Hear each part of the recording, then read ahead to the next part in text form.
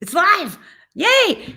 Move this closer. This is my first time doing a live Like an in-person stream thing. Yeah. Like, but when you record your other podcast, you record it. You're not doing a live stream. No, never. Oh, I never knew how to do it. Yeah. Okay. Well, we're starting a new live stream. We're going to figure some weird shit out and have fun. My head looks huge. I know. We look. Hello. Hi.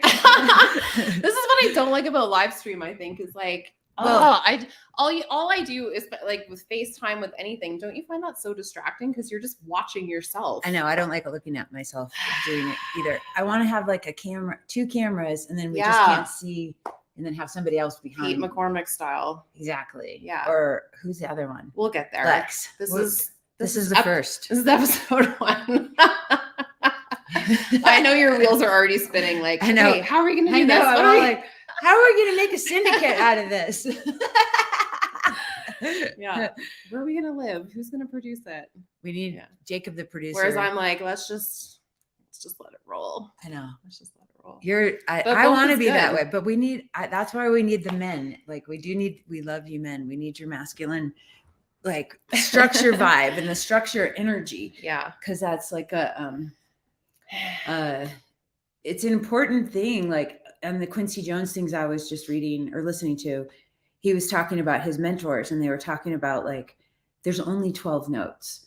Like, if you know how to use them, then you can have freedom. He's like, you learn, just like Picasso says, learn the rules, then you can break them. But it's like, we need to have some kind of structure in life, and that's masculinity. Mm-hmm. And the femininity wants to flow and be creative and intuitive and soft and all of that. And that's a really important thing for men to understand. And that's something that I didn't even understand about myself until, I don't know, a few years ago or something, but it really sunk in, because I've been single for most of my adult life, and I've been like a career person and all that jazz. And like, I've just been in my masculine energy for so long. It's like, and I need a really strong male masculine energy, so that I can sink into my creative feminine, which I feel is like a volcano that's about to erupt, right? Yeah. That's what I was saying to you. So yes, like, we need men to be that presence in our lives so that we can be fully expressed as the feminine, and vice versa. Yeah. They need us so that they can fully express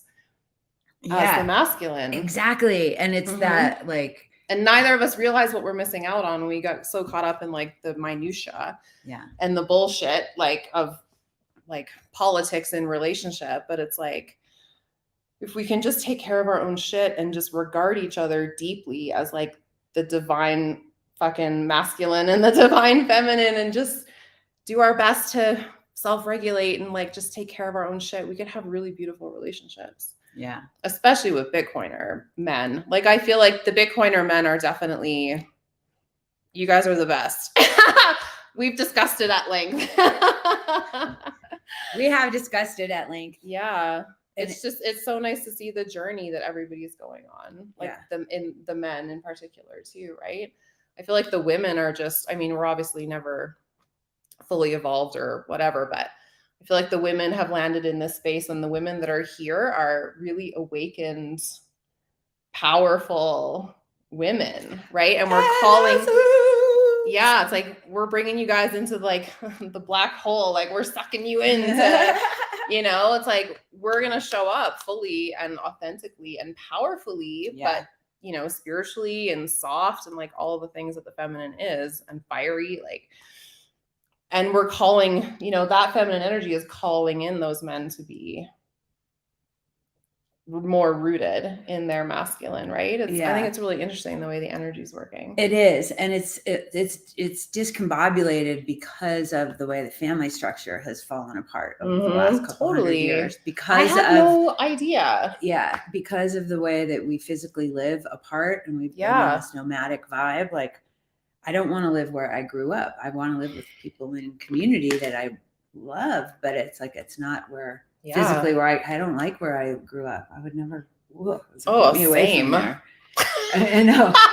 Sorry. We both recoil. Like, we're both, because like I'm from the Toronto area originally, Detroit around, which is like the same level of on the continent of North America. Like, East Coast, ugh. It's just Midwest, East Coast, Yeah. cold, humid. And the The mentality people are of the not, people, they're the energy is closed totally off. different. Yeah, they're not like bubbly and Every time I go to sparkly. Toronto, it gets worse. Like I have a visceral reaction when I land in Toronto. I'm just like, get me the fuck out of here. Yeah, dude. And then my family is there, so that like infiltrates that, and you're trying to I know. show up differently Dude, in your same family. thing. Dude, that's the same Right? exact thing. Like, but then it's so hard because like, oh, it's family dynamics, and then it's that East Coast energy. You're just like, I gotta get the fuck out of here. I'm glad I'm from here. I'm glad I'm not ever gonna live here again. Totally. And yeah. It's like there is something to be said. Like this whole, the more west you go, I feel like there's a much greater sense of freedom for sure. It is. It's more expansive. I mean, I think like when you're in a physically expansive place, you feel more expanded. Like you feel like you can kind of take up a little more space and not feel constricted and contracted like you do in an apartment, in a city, in a small neighborhood. You know, it's very One of my favorite comedians has a joke about that, actually. He says, like, because you know how everybody landed on the East Coast, like all the pilgrims and like people escaping religious persecution in Europe and whatever else was going on. They landed on the East Coast. And then I think this is one of Joe Rogan's bits. He's like, and then the smart people started making their way west. And he's like, along the way, we lost some people. And then he talks about Texas as like this crazy. Anyway, he's like, yeah, the smartest people end up migrating west. And I don't just mean smart, you know, in a educational, like book smart kind of a way, just maybe like a higher evolved level of consciousness or sense of freedom and sovereignty, which is Bitcoin. Yeah. I know. How much further west can us Bitcoiners go? Like, where's the next west? We'll just fall off the edge of the flat earth. Our flat earth society, the FES, the flat earth society, the Bitcoin Earth Society. Yeah. I know. It's a crazy thing. But like, I get circling back to the feminine and the container for flow and how that has fallen apart because of the two earner system, because people can't afford raising a family without two earners. And so the women go back to work. And some women are, you know, it's really hard to feel that femininity when you have to hold up all that other masculinity around the money part. Totally. Like, oh, I hate thinking about money, dealing with money, like in the fiat sense. Yeah. Right? Like I love fucking talking about everything Bitcoin, but the fiat world, you know, like I said something once, it's like, just imagine what your life could become, like how much more energetic space you would have in your life if you weren't always anxious about money. Like people have very dysfunctional relationships with money. Dude, that's exactly right. And like we do certain things and make certain decisions that aren't in alignment with our highest values and who we desire to be in the world, because we have like just survival needs. And it's like, holy shit, I got to do what I got to do. Yeah. And for women to be in survival mode, they have to be in their masculine energy. That's been my experience anyhow. Yeah, dude. And we don't want to be there anymore. Not all the time. Like, we don't want to be there anymore. I don't want to be there at all. She does not want to be there anymore. I've spent 42 years. Burrito, no. And I was going to say about the family structure falling apart, like my generation, I was born in the 80s. Barely. Barely. Just scraped in there. There you go. But our generation was like, divorce. Everybody's fucking parents were getting divorced. And that had never happened before in society. But because of coming off the gold standard and this two income earning. And I never like, fuck. And then we just develop all these coping mechanisms and that becomes our trauma. And then we carry that with us for the rest of our lives. Like that's how money fixes that's how Bitcoin fixes the world. Yeah. On that like deep energetic level and that level of trauma. Like that's what really needs to be fixed on the planet. It definitely needs to be fixed. And definitely Bitcoin is a tool to help, but we still have so many soft skills that are important for us as humans to really develop on a daily basis. You know, our compassionate communication, curious listening, you know, really seeking to truly understand and appreciate the differences. And that's such a between us. positive feedback loop, right? Like that makes us better humans, and it makes Bitcoin better at the same time. Like the more we can be curious, the more we can find people's pain points, like we talked about, we can really start to change things. And so like we're changing Bitcoin, Bitcoin's changing us. It's just like it is. It's this great. You're just on this wheel of like fucking deep gratification and sense of purpose. And like, holy fuck, that is such a nice place to exist in. That's the magic of Bitcoin. It's so fucked up. And it's literally making the planet better. It's making all of us better as individuals. My heart's just like going a mile an hour now. Dude, I know. Just like love explosions. Angel makes us awesome. Love explosions. It is a love explosion. Oh my God, like your love letter that you wrote on your podcast was awesome. You guys have to check out Erin's podcast. Oh, hi, I'm Valerie, and this is Erin. I'm Erin. Hi. We were. I know. Valerie. We're Valerie. I've been staying with Val the last couple of weeks, and it's been so fun. Bitcoiners United. Oh my God. Person. We've had the best conversations, and every time we get in them, I'm like, wow, we should have been recording that. And you're like, I know. So this is why we're doing this. This is why we're doing it. And we're going to talk a lot of shit and have a lot of fun and talk about BILFs. Yeah. The BILF.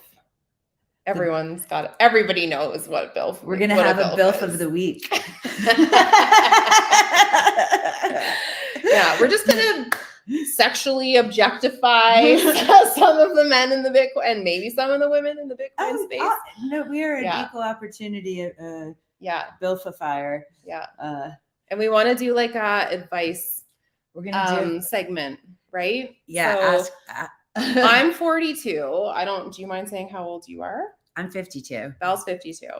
So we want to do this advice segment for people just from the perspective of like the wise woman, which we like to think we are. What are we? I'm called I'm pushing crone these days. Yeah, but crone is like, I know. And again, that is something that we really need to gather back into society. The crone, the elder, I love that. I think it's the most important role in society. It is. And it's the one that has been the most silenced. Like we put our elders in long-term care homes and like that's why tribes, community, Bitcoin citadels. Right? Yeah. We need to be together. We need to be with a group of people. We are designed to be together. Yeah. And people cannot like I know. Yeah. It's definitely gotta bring back the elder. We gotta do the elder because the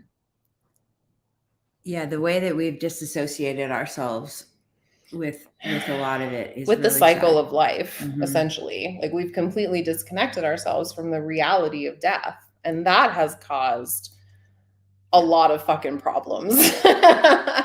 And guess when, death was taken out of the home, like in the 60s and the 70s. I think in the 70s, the highest number of people died in the hospital. It's like, that's a whole cycle of trauma too that's come from the fiat fucking fiasco. I think about what you just said and what Coco was saying about how the hospitals try to keep the people in there and the C-sections and, the whole thing. Let's bill everybody. But I never really thought about the death part. Yeah. And they work like, I talked to this one guy on my podcast a couple weeks ago, and he is a hospice nurse. He was talking about there's like this 85-year-old woman dying in the hospital. She goes into cardiac arrest, and they fucking like do everything they can to shock this poor old woman back to life. She comes back for like 24 hours or something, has another cardiac arrest, and they try to fucking bring her back again. Okay. And like CPR literally breaks your ribs. Like CPR is not the thing that we think it is when we see it on TV. But anyway, the point of that being, the hospitals view death as a medical failure, and they will do anything they need to do unless you have a DNR signed. Like they will do anything you need. Like, why would you shock the shit out of this woman? She's trying to transition into the like spiritual fucking realm, and the hospital's like, like what? Just let her go. But again, it's I'm sure it's all incentivized by like, I don't know enough about the medical system in the States because I'm Canadian. Not really anymore, but that's where I was born. I've been gone for 2 months. I'm like, I'm out. Drop the mic. Burn my passport. Oh my God. Anyway, yeah, it's a whole thing. Okay, so tell everybody what have you been doing? Like, you left Canada. What happened? Like, how did you get the fuck out? What have I been doing? Well, how I got the fuck out. How'd you get the fuck out? And then what have you been doing? Oh my, what have I been doing is like such a loaded question. How did I get out? So I'm sure you guys know, but in Canada for the last 8 months or whatever, I wasn't allowed to get on a plane. And then when the trucker shit went down, I was like, I'm out of here. So I bought a camper van and I was just going to go ahead and drive across the border. I was just going to take my chances and like, but then I thought about it and I was like, oh, I better be smart about this. So my mom actually agreed. I'm sure she's not watching right now, but my mom actually agreed to fly out and drive my van across the border for me. So I had to rent a private plane because there again, like if you can afford a private plane, the rules don't apply to you. Like the customs experience was completely different. Oh yeah, it was a free for all. I had drugs in my bag. I forgot they were in there. So I had to throw out the majority of my drugs. But then when I got across to the fucking American side, I went into the bathroom and I opened up my bag and I was like, oh, my fucking edibles were in my purse. Oh shit. But anyway. Wow. And so, yeah, so I crossed over. My mom and I went to Yellowstone. It was a good trip. I orange pilled her on the daily. I think that's when she really got orange pilled. So I orange pilled my mom. We're going to interview her. We're going to interview mom soon. And I'm telling you guys, my mom, I really have a feeling like she is going to be a voice in this space. It's just a matter of time. Yeah. But yeah, my mom is like, she used to work for Hydro. So she's like, this doesn't make any sense that Bitcoin uses too much energy. And my mom's 69. Almost 69. And she's really smart with finances. Like she loves Dr. Jeff. That's her favorite, like Bitcoiner now. And anyhow, so that trip is when I think the orange pilling really, really set in. But I bought her a hardware wallet for Mother's Day and she hadn't even bought any Bitcoin before. So it shows up at her house and she's like, what is this? It's like, well, Mom, that's your hardware wallet. And that's what we're going to get your first Bitcoin on. So anyway, she's been mad stacking since. Mad stacking. My mom should be like, I think she knows about the stack chain. She's like, what's this stack chain? It sounds really cool. And anyway. Oh my God. We got it. Derek Ross you should teach her, show her how to do it. Derek's like a stack chainer. So is Decrim. I still don't understand it. Decrim or Derek, you guys should help her. I messaged Decrim. So because I'm in my van, sometimes I go a few days without any cell service. Mm-hmm. So stack chain started while I was out of cell service somewhere. So I came back and I was like, I still don't get it. I still don't get it either. I still don't get it. Maybe we need Tao. We need Tao we need somebody. Where's Lily Knight? She's the kindergartner. She can right. I feel like Stack Chain is fucking awesome. Whatever it's doing good things. Everyone's super pumped about it. I have no idea what it is. And I think at this point, I probably won't ever be involved, but we'll see. We'll see. You never know. I mean, I still don't. I've listened to spaces about it. I don't get it. I know Alex the other day on Cafe Bitcoin's like, that sounds really cool. And I'm sitting there like, what the fuck is that? What is it? We just missed the boat. I feel like we missed the boat on it. I don't know. It doesn't seems like they keep going with it, but I don't know.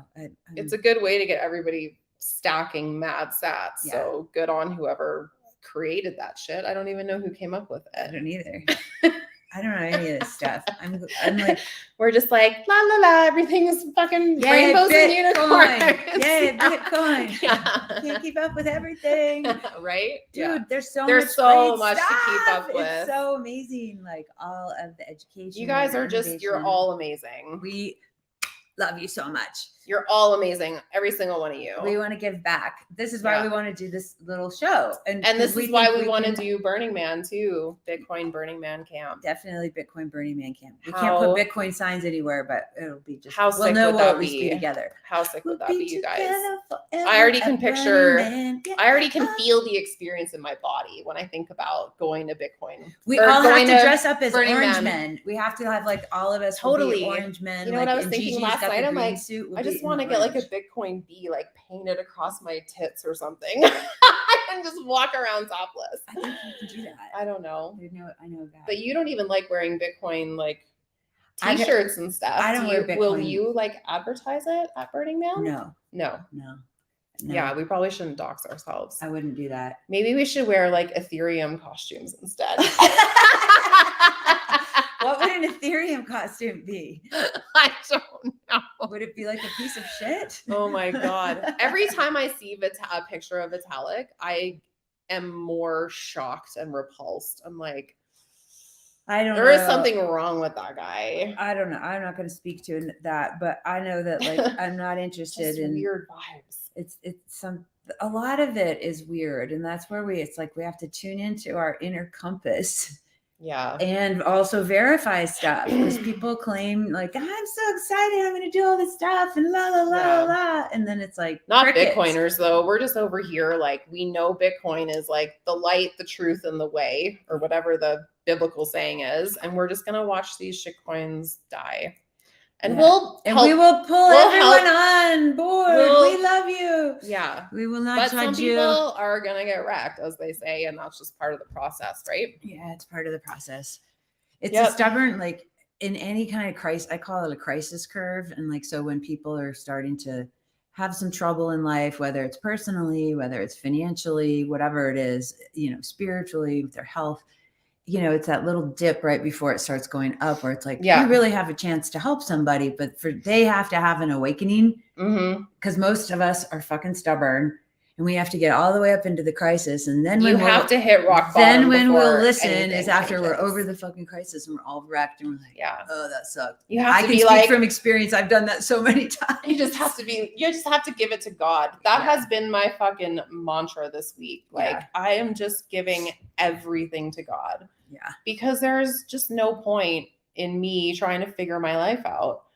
BTC Priestess, shout out. She was like, I had a week of just letting go of some stuff and whatever. But she was like, there's a Marianne Williamson, Marianne Williamson. She talks about like, who are we to think that we even know what the universe has in store for us, right? So trying to control and like when we analyze our lives, it's like, who are we to think that we know that, that we have any control over our destiny? It's like, so that you just have to like just release it.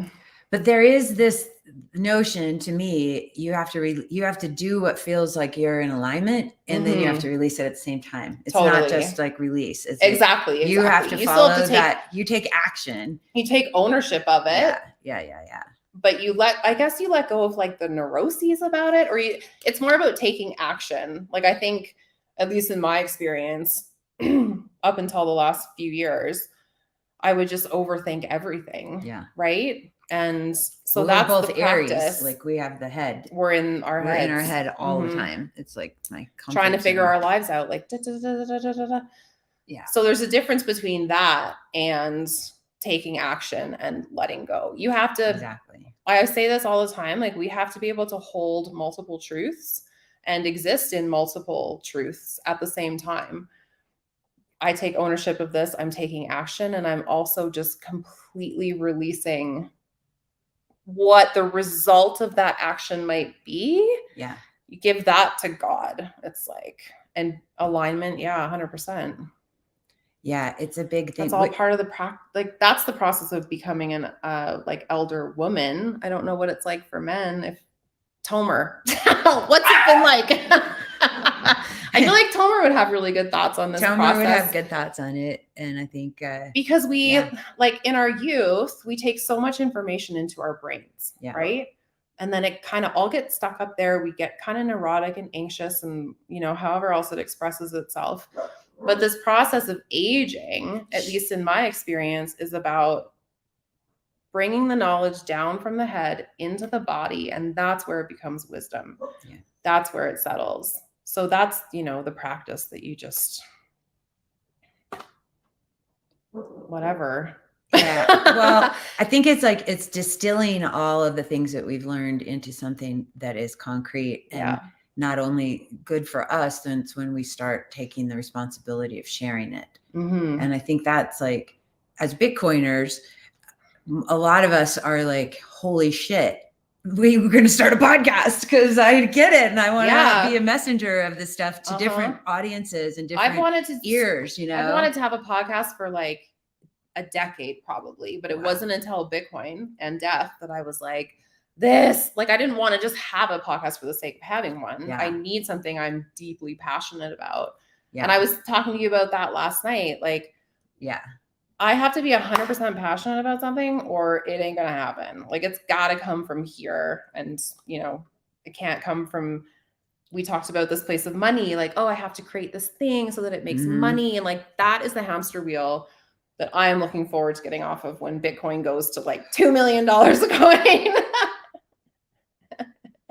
Get me off this hamster wheel. Like, I just want to fucking relax. Yeah. Create things. Yep. Love people. I know. Be a good person. Make the world better than we found it. Make the world better. More beautiful. And more not loving. fucking worry about paying the bills. Yeah. It is such a weird thing. And I think a lot of women feel that way. Maybe they don't consciously recognize it. Bitcoiner or no, like I feel like a lot of women want that. I think they do. And as a woman who had that and didn't want it at first in my 30s, I was very. I wouldn't have wanted it in my 30s. I know. Either. I was very I just want to be alone. Independent woman. DJ, I'm free. Fuck you. I had that whole Beyonce vibe. Like, I buy it myself. I bought it. I'm like, I'll buy my own shit. I'm an adult. And now I'm like, I don't ever want to work again. It's like, I've been unemployed for a year and it's been fucking awesome. It is awesome. I love not working. Be free and be creative. But I mean, the reality is we have to have something and a value layer to get the things and give the things that we want. And Bitcoin makes it easier 100%. To transact. And I feel like that value will like what you create, that value will come to you with more ease, with more abundance when you're not neurotic about earning money around it. Yeah. And that's why Bitcoin, as a store of value, you're like, okay, that's going to give me the freedom to really create more monetary abundance at the same time. Exactly. That's how I feel about it anyways. I hope so. And I feel like the way that we're looking to go get back into different types of community structures and physically live together, I think is going to be a really important variable to this. Like we talked about that last, like that's what next year I feel. And I think you feel the same way. That's what next year is it's going to be this taking action that we just talked about. Yeah. So next year is all about actually building community, whether it's your own or we end up helping each other out, like some kind of, we talked about like Bitcoin Airbnb, right? Or like Bitcoin Woof, if anybody's heard of the worldwide.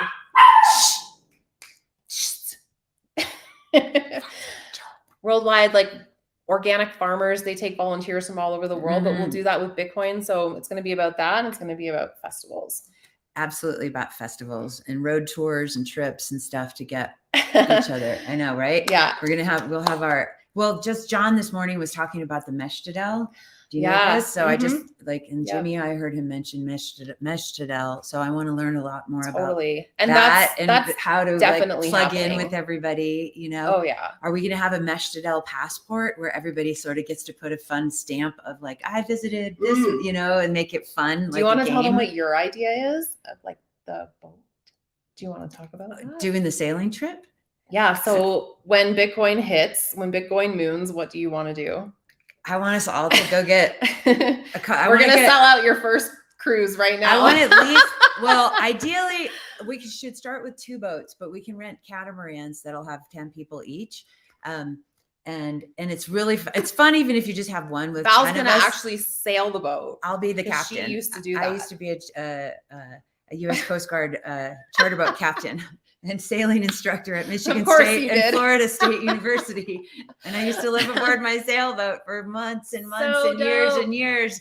And it was awesome. And we need that's to her go back on the vision. ocean and learn and have fun and have transformative Yeah. retreats. With That's- like, you know, music, psychedelics. We're just gonna be You can't have fucking partying our asses off. You can't have psychedelics on the boats. Says who? Just Coast Guard if you get pulled over. Just In 6 years of Coast Guard, we'll be, I don't know about we psychedelics won't- on sailing No. boats. We're gonna be the new elite. Remember we talked about that in a way. Well, it's not even just that. It's just I would be concerned about people jumping overboard and thinking they could breathe underwater.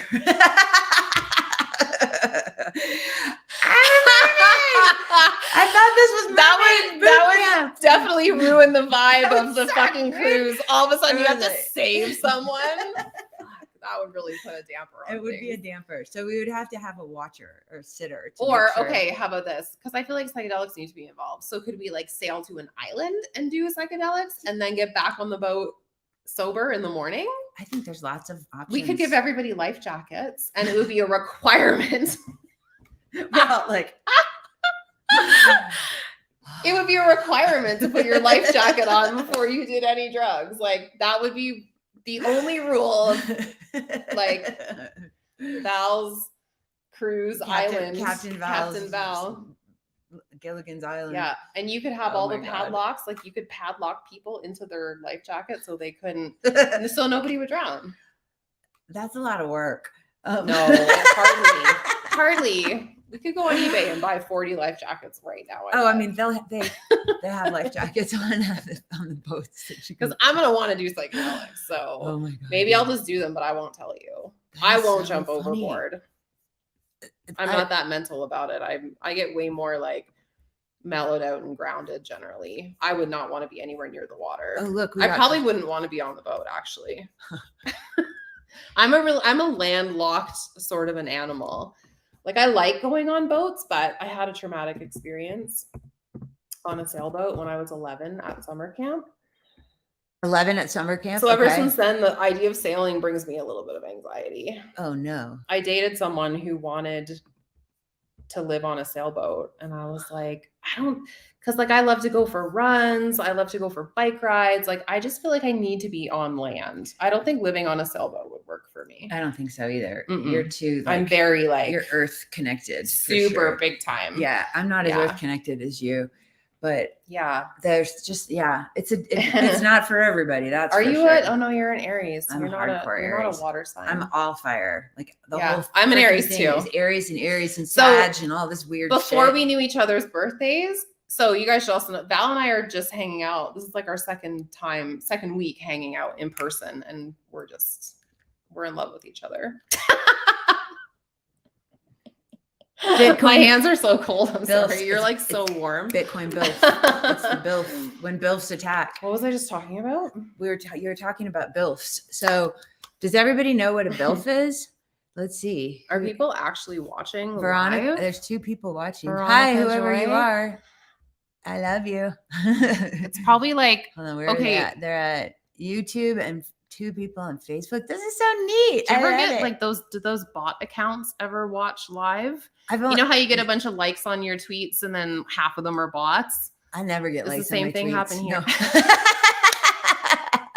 I know we my thought tweets suck, dude. Nobody likes my tweets. so. I'm Last like, night I need to came learn up how to with tweet. that idea to Oh yeah. explain Bitcoin using only emojis, and you and I were convinced it was going to go viral. I know, we thought I was like, a that's million the best tweet people, ever. dude. And literally like 3 people responded. She's like, So what? Like, it's the tweets it's about a my good- mom that go catabolic. Like I know your mom's going to be the celeb. My She's mom going to is- be the next Greg Foss. she doesn't even know.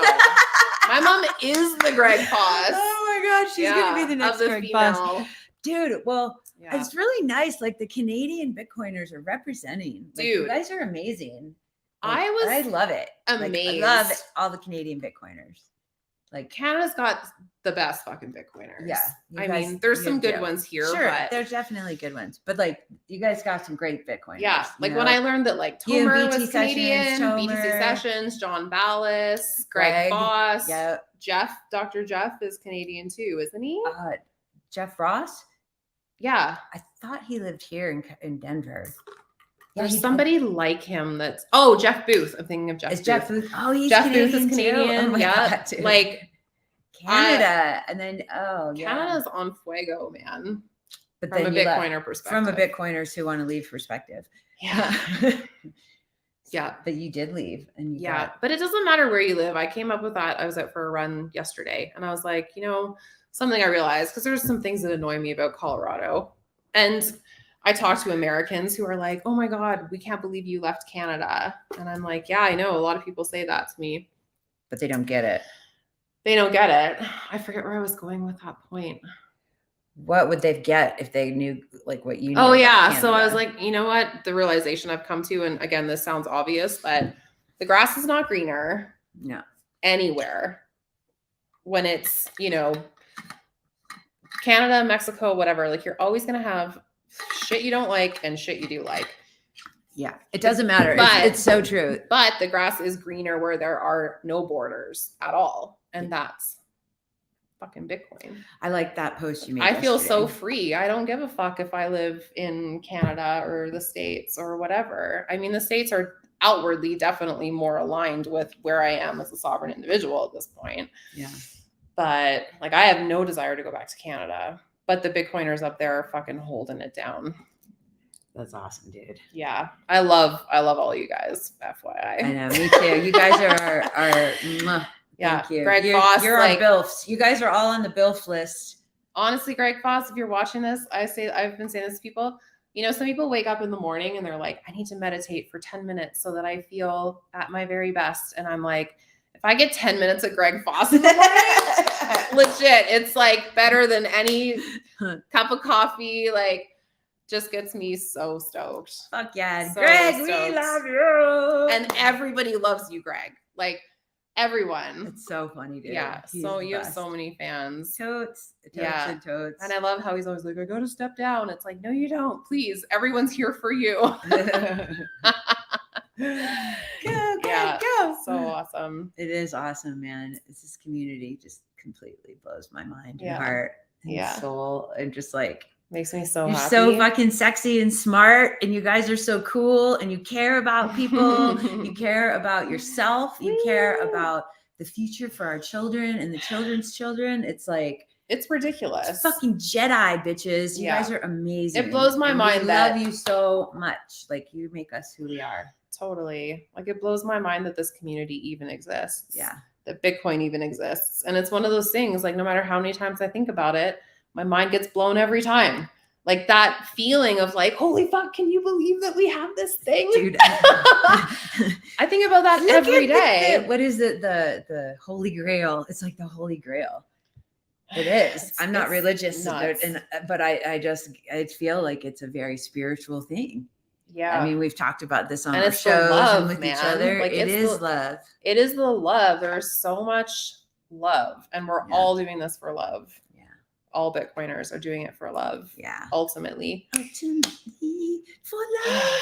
It feels so good. I know. Yeah. So we're doing a show. Tell us what you think if we should do a show together. We're going to have lots of fun guests like you. Yeah. And the advice thing. Did we talk about it? We started to bring it up, but we didn't really. And it can just be about anything. Anything. It's going to be just AMAs. And if we don't have the answers, we'll help find them for you because that's what we do. We're like, it's fun doing that. I think it'll be super fun. I love giving advice. Well, so one of my favorite podcasts, I love stand-up comedy. I know it's terrible to love giving advice, but I do. And Bill Burr is one of my favorite comedians, and he gives advice on his podcast every week, and it cracks me the fuck up. I know it's going to be so funny. Yeah, we're going to give funny, good. Yeah, but and Chris D'Elia is another one of my favorite comedians, and he just started doing one with his brother. Their whole podcast is just giving advice, but from like a comedian's perspective. Oh my god, we're totally doing that. It's so funny. Okay, we're going to totally do. So that's kind of the energy behind. What we're thinking about. What should we call this? The advice segment. I'm not even going to worry about that right now. Dear Bitcoiners. I know you're trying to figure it out. Dear Betty Bitcoiners. Dear Betty Bitcoiners. I love, it's like a puzzle because that's giving this little monkey mind something to do. That's why I like advice, like, because it's like complex and it's got different layers and you have to take into other, it's not just a single solution, you know, it's consulting and fun. It's like, I like looking at things from a different angle. Yeah. Yeah, it's going to be fun, man. I definitely want to like collaborate. What do you think is like the biggest obstacle or biggest pain point people have in the world right now? Just as a general, like, the world. I think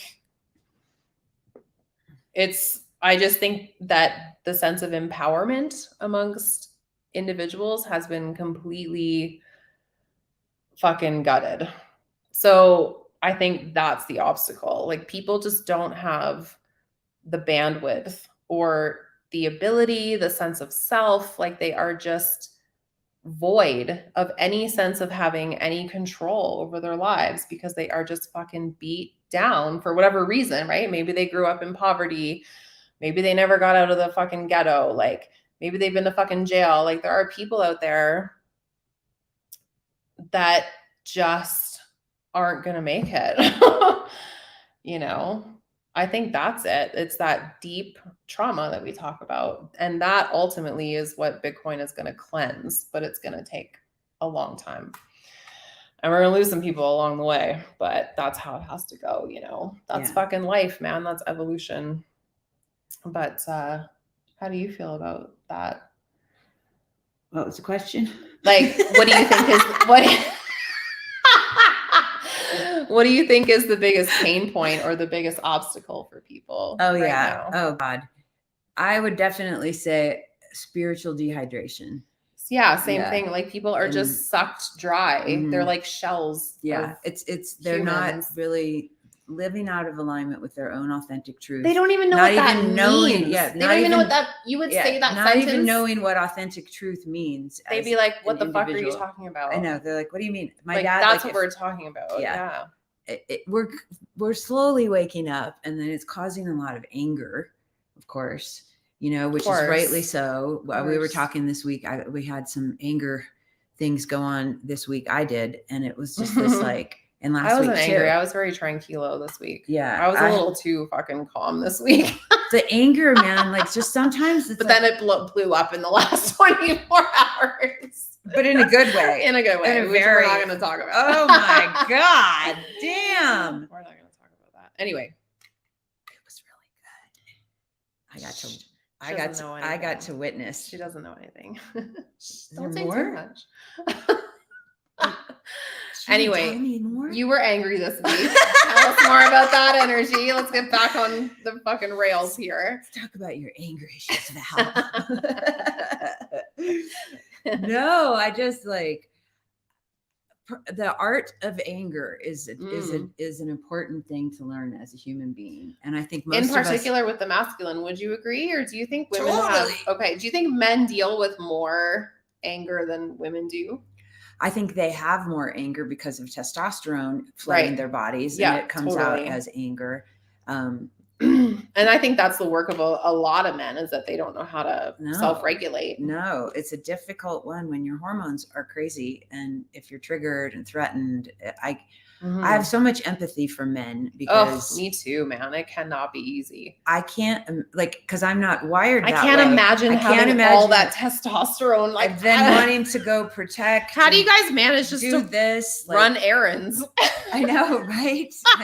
Without thinking about fucking every single thing you see. Oh my God, it's just like blanking on your thighs. I would hate it if something was rubbing on my clit all day long. Like that would bother me. Like I'd be like, stop touching me. And it's not just that, it's like your actual brain is different. Like I know. Your fucking brain itself and the brain chemistry, right? Yeah, it's different. I've heard stories from women who were in the process of transitioning into men, and they talk about what it's like when they start taking testosterone, and they're just like, holy fuck, now I finally understand men.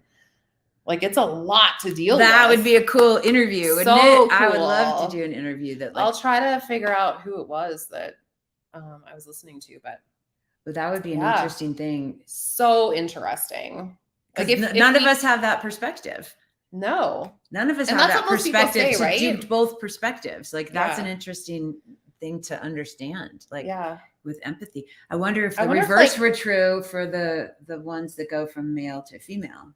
I'm sure I don't know. I'm like, something will are you will more shift. sensitive? Are you more moody? Oh, I'm sure. More empathetic. Yeah. Like what happens? I'm sure. Mm-hmm. Ooh, that would be very interesting to get Yeah. two folks who have done that. And just how much is like our hormones are like they are, dude. And they then are like just the when you get symphony turned of our on, body. oh my God, it can be overwhelming. Like for people who practice like holding their juices, retaining those people. Oh my God, I was gonna say something, but I'm not gonna say it. I'm gonna say it now. Like I've been doing a bad job at retaining my juices over the last 24 hours. I think she got some on the couch. Women can't control it in the same way, though. Women can't control it in the same way. And why would you want to, women? Let's be honest. Everyone likes a juicy pussy, okay? It is true. It's a good thing. I mean, we love it. Anyway, what the fuck are we talking about? About the masculine energy and retaining the sperm there's gonna and be all like of that. A hashtag juicy pussy on this. JP, BILFs and JP. You got to get a BILF on board. Oh my God. You got to get the BILF of the week. The BILF of the week. But yeah, board. that's a new thing that's happening. We'll have a BILF of the week up here. Who wants to be the first BILF of the week? We don't even need to ask because we already know who it's going to be. I don't know. But we're not going to say. We already decided who it's going to be. We knew immediately who it was. Because we have the same. We can't. Val and I have the same person. We have the same person. But we have the same person. Yeah. The same BILF. So we knew it's a matter of who the second one is going to be. That's the question. But are we really going to say their names out loud? I don't know. I don't think. I think we don't want to like embarrass you. We don't want to embarrass you. We'll see how, ballsy we feel. I'm not that ballsy. I'm more titsy. I'm more ballsy, probably. Yeah, you're more titsy for sure. Yeah. I'm ditzy and titsy. Yeah. Oh my God, that's so fun. So, okay, so then what else? So we're gonna have. Wait, no, we had GILF in there too. Did we have? No, we had BILF and Biddles. Biddle. It's hard to say. Biddif. So we might not have that one. But it's that might really be something we wouldn't want to say out loud.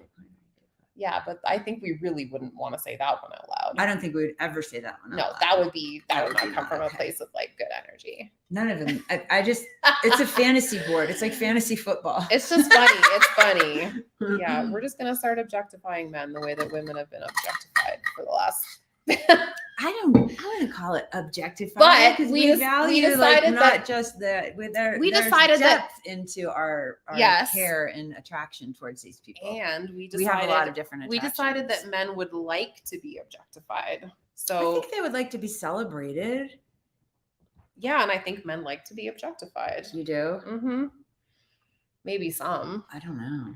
Because men are so about it. They're just like, I want to fuck everything. So like when women objectify them, they're like, I don't know. I feel like it kind of comes from that same place energetically. I don't know. I don't know men. Like, I don't know men who objectify women too much. Oh, no. But I know a couple of people who would appreciate.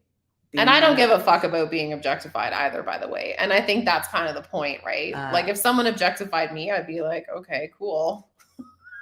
I don't know. I don't care. You'd be like, nice. So I feel like, winning. As long as middle-aged winning. Here's the thing. As long as you're based, you don't mind being objectified because you're like, this doesn't mean anything about me. I'm going to try to see the humor in it or whatever. Yeah. Right? Yeah. So feel free to objectify me.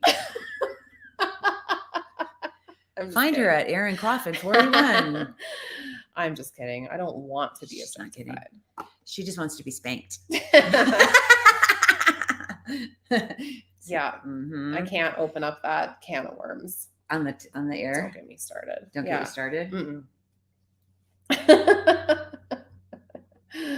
The worm can. Just too much at stake.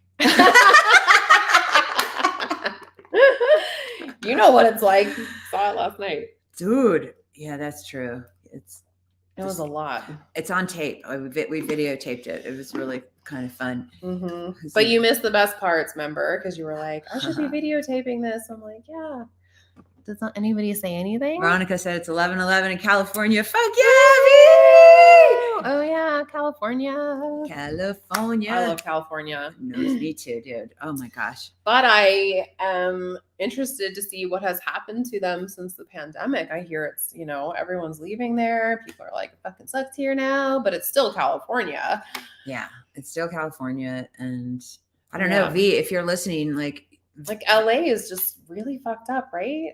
I don't know. I went there with my kids last year and it was, it was pretty fucked up. I mean, that was Venice and everything. It was really, really like, I couldn't believe it. I thought it was at like a set of a movie, like an apocalyptic movie. And this was curious. In Venice, but not in all the other areas. Certainly there are others, not the other areas we went to. Yeah. But it's definitely. And all the mandates and like all the bullshit. Like it would just turn into a place that. It's just like, we have too many people on the planet. I'm not going to suggest we get rid of any of them, but it's just like too many people are trying to live in these crowded areas. We're not meant to live in 40-story boxes. We don't have too many people on the planet, but we do have too many cities. We have a lot of cities. Like I've driven across Canada, I've driven across the United States, and let me tell you, there's a lot of open space, like a fuck ton. But we want to keep some open space. Yeah, of course. But I'm saying cities don't need I don't know. Yeah, I'm just not. There's enough room for. I'm just saying we don't have a population. I don't believe that whole. Do you believe we have enough food? Too many people. The way that we produce food, do we have enough fresh water for food production for all of us? We definitely would. We would definitely have fresh water because I feel like the desalination technology exists to desalinate the ocean. So I feel like fresh water. I mean, when you say we, I guess that's the distinction, right? Do you think society is always going to have fresh water, or certain individuals who have prepared for this situation are going to have fresh water? Yeah, everyone. That's where we're seeing that now, and so it's like, how do we come together as communities to make sure that we have fresh water for ourselves? Because it's like it doesn't make sense for every individual to go do you collectivize certain things like that, and so. What happens where you live, where Veronica's family lives in Northern California, their wells run dry recently. Yeah. A winery came in and moved next door to them. And they're taking all the water out of the wells. And because you can't prove it, it's just like. Well, again, we just have to get fucking. What do you do? We have to create sovereign water systems. People need to. Again, you can't depend on, a well is a little bit different, obviously, than depending on city water, but people are dependent on a centralized system to literally fucking bring them life-sustaining materials, water. Right. You can go without food for months on end, but you can only go for 3 days without water. Yeah. So I think it's an interesting conversation. Again, we're going to lose some people. Some people probably will die because they don't have access to clean water, but the rest of us need to see what's, coming or possible and take action and do something about it. How do you not duplicate the existing hierarchical system of organizing humans? I think with resources, because we have to organize our resources in a way that we want to not have a single entity control them, and be able to rug pull us, so that's a huge thing. So how do we come up with the next round of organizing humans so that things actually get done without it being compromised? The Bitcoin network is an example of how that could work. Can you apply that, the operating mechanism for Bitcoin on the decentralized part of it on a physical layer with other different resources? Yeah. Do you know what I mean? And so is that a possible way? And then you're not subject to any region, any politics, any religion, any of that. You create some kind of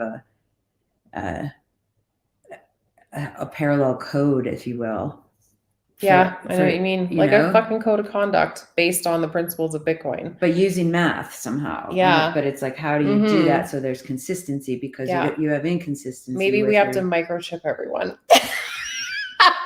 I'm kidding. I'm kidding. So I just said actually, like, how do we stop the current system from happening again? But remember, we talked about this, and I was like, maybe it's cyclical. Like, maybe this is just part of like samsara for human beings. Is that, we burn it all down, we build it back up with this idea of a brighter, more equanimous future. Mm-hmm. But then eventually, like, strong times, weak men, hard times, whatever that whole, the fourth turning, nature, spring, summer, fucking fall and winter. Like, I feel like I don't know. Yes, we should talk about it. Yes, we should think about it. Absolutely. Because we're going to need to, have some set of standards to live by. How it's enforced, I don't know. Yeah. But again, so at the same time that we take action on those things, we let go of, well, maybe it will devolve back into what we're currently experiencing, but maybe that's all part of the evolutionary process of human consciousness. Yeah. Right? And again, it's that having, whether you're going through a divorce, whether you're trying to quit macro substance, whatever, like you can look at, like, you just got to do a little what bit better. happened back there, what can I learn from and bring forward? Yeah. And what do I leave behind? It's like, this is not what we want to bring forward, and holding true to that in the new iteration, like your V2, V3, V4. So but being open-minded and curious, about what's the true possibility look like, and think that far ahead, not just, okay, what can we do, these little micro steps. It's like, what can the real biggest future look like? It's both. What's the ultimate ideal future? Yeah. So what is the ultimate ideal future for you? You got your wand. This is Earth. You're visualizing Earth and all of her life. What does that look like for you?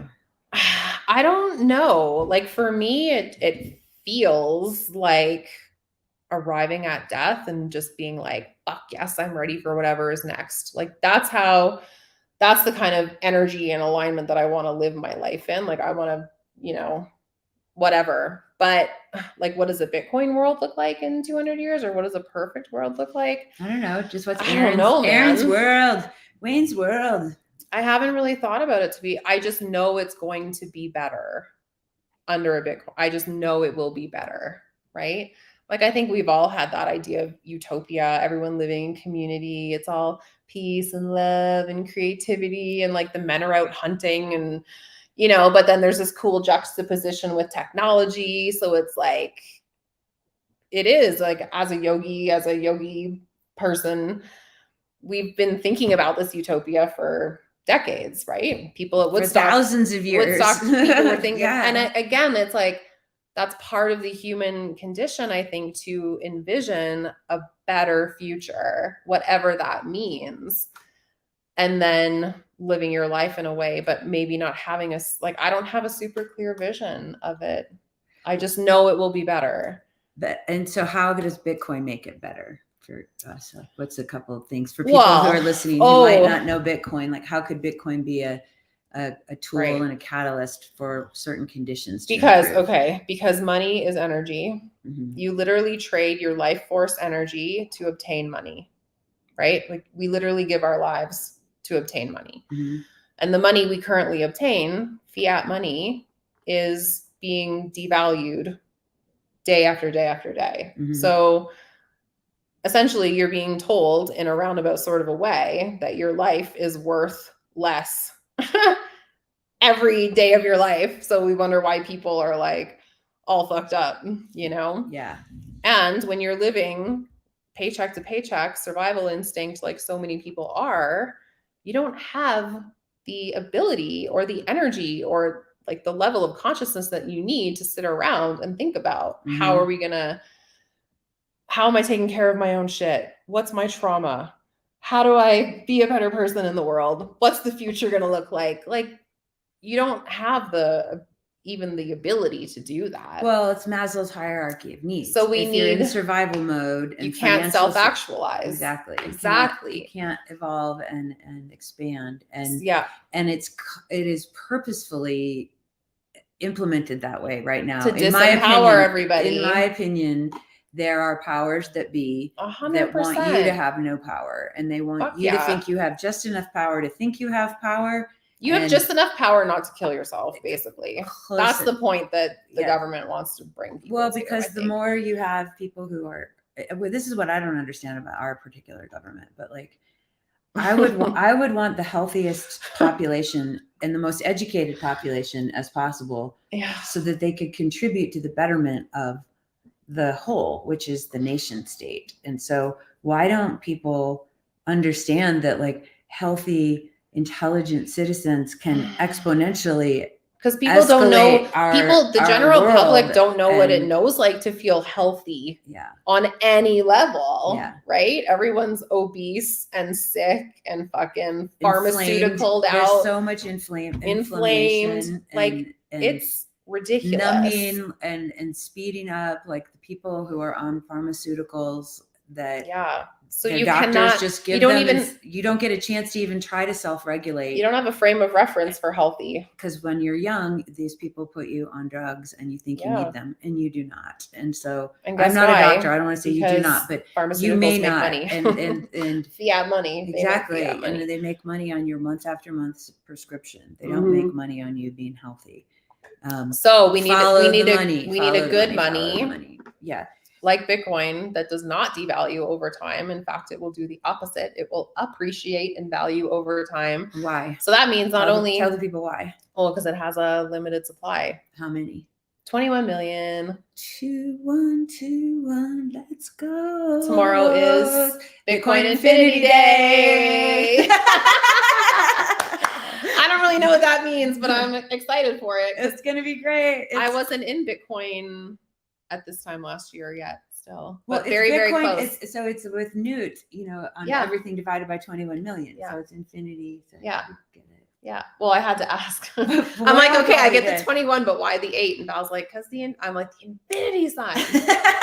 We're still new. We're not old timers yet. Right. We are older in the community, I think, but we're not old timer. We're not OG Bitcoiners. We're noobsters. Yeah. And so we're here to learn and share what we learn, and hopefully keep learning some more. The beginner's mind. That's what the fucking Buddha always said. Like you have to approach your life with a beginner's mind. Yeah. So like every day. Well, it's interesting. Svetsky did an article about the ego, and we did the ego death boot camp a couple weeks ago on a Spaces. And so it's interesting the contrary opinions that people have about ego, and like some people are like, it's so great, we got it, and it gets us where we want to be. And other people are like, I believe that like our ego is something we do need. It helps. It's our identity. It's not, you can't ever banish it completely. We're humans living in like meat sacks with chemicals. And we need our ego in order to navigate our daily existence. Exactly. So, but we'll need it less when we live in community close to nature, I think. Yeah. But in cities and living separated, we really depend on our egos to keep us safe, humans, right? It's like you have to have a healthy boundary. You have to have a sense of self. You have to have a sense of your power points, and you should hopefully know thyself and understand your weak points, because we all have them. But I don't think, for me, ego death isn't about completely killing the ego, but it's about getting it naked so that it understands there's more to add to it as it grows. And more skills, and to stay open. Yeah. To truly stay open to the infinite possibilities, because the minute that we're talking from that state, we already think we have the answers. We're already dead. Yeah. We're already dead. But it serves us to a certain degree. So to me, it's almost that masculine, feminine energy of the container within the self. Yeah. And the container, and then what gets to flow inside of the container. And so I think it's just a matter of when the ego dies, quote unquote, it moves like in a yin and yang, and then it fills with you just take it down a peg. And then when the creativity gets too expanded, then the ego can bring it in and create. It's all about so it's like this dance back and forth. Yeah, it's like this yin and yang move, like a lava lamp. I think a lava lamp. This is what I think is key. I don't think it matters like we need it, we don't need it, kill it, live it. It's just what we need is awareness of it. Yeah. We need to be aware of when we're acting from ego, Right. when we're in an ego state, right, and when we're acting from source. totally Right? well. You have to be able to distinguish. That's important. And that applies to everything. Like it's not being aware of what's happening. That's what it's all about. Then you figure out how to manage it or not manage it. And I think there's room for clarity for people to understand and have the shared meaning about what ego means. Because I think when we throw it around, sometimes we may not be referring to the exact same thing. Totally. So coming up with the right what shared understanding mean? Okay, all 5 of us are talking about ego. Are we agreed that this is what we mean? Because exactly. I think it's an important distinction because some of us maybe. Well, it's the same thing as trying to explain what Bitcoin is. Like everybody explains it differently, right? And it's something different to different people. So I know.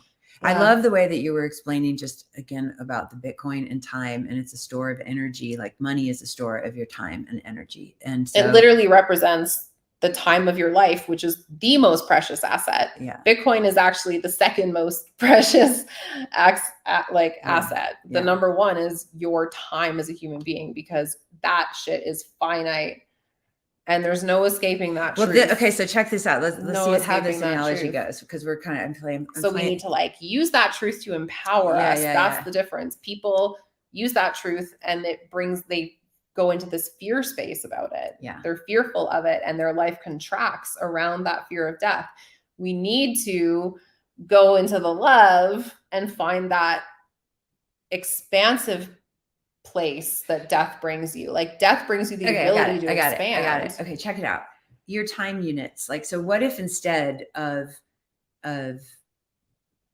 looking at money or Bitcoin as like these monetary units, what if we said that these are time units that you have? It's literally representation. They're literally little tiny time units. Yeah. And so you're like, oh, cool. Okay. I've invested 1 time unit. Yeah. Like I've spent this much time and here's my, my stack of time and my energy. And so to compare it to fiat and how fiat works, it's like with Bitcoin, you have to show your proof of work in order for your little time units to happen in your life. You don't get to just and I was just thinking, put them out of thin air, which is what the fiat system does, is they just say, well, all of a sudden now, because you always say you can't get back time, which you can't. Well, what happens if you could print time, which is what the Fed and the central banks do.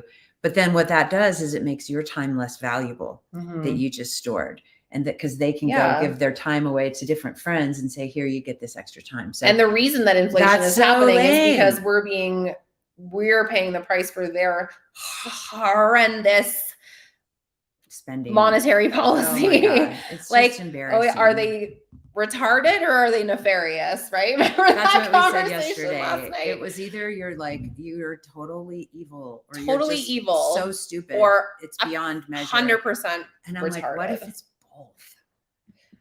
I mean, I have to believe that some people start out in the public sector thinking that they want to go do good, but I hear it hurts you. It turns you into such a horrible consciousness person. is retarded. It's just, so they could be nefarious and retarded at the same time. Like they literally are stuck. That's the definition of retarded. It's like you are stuck. Okay. You are late. Like you are moving slowly. Got it. Like retarded growth. Yeah. Like it's yeah. So they get that weird power, and power corrupts absolutely whatever the thing is. So they're corrupted like in their heart space, and then their consciousness is retarded. It's like a double whammy.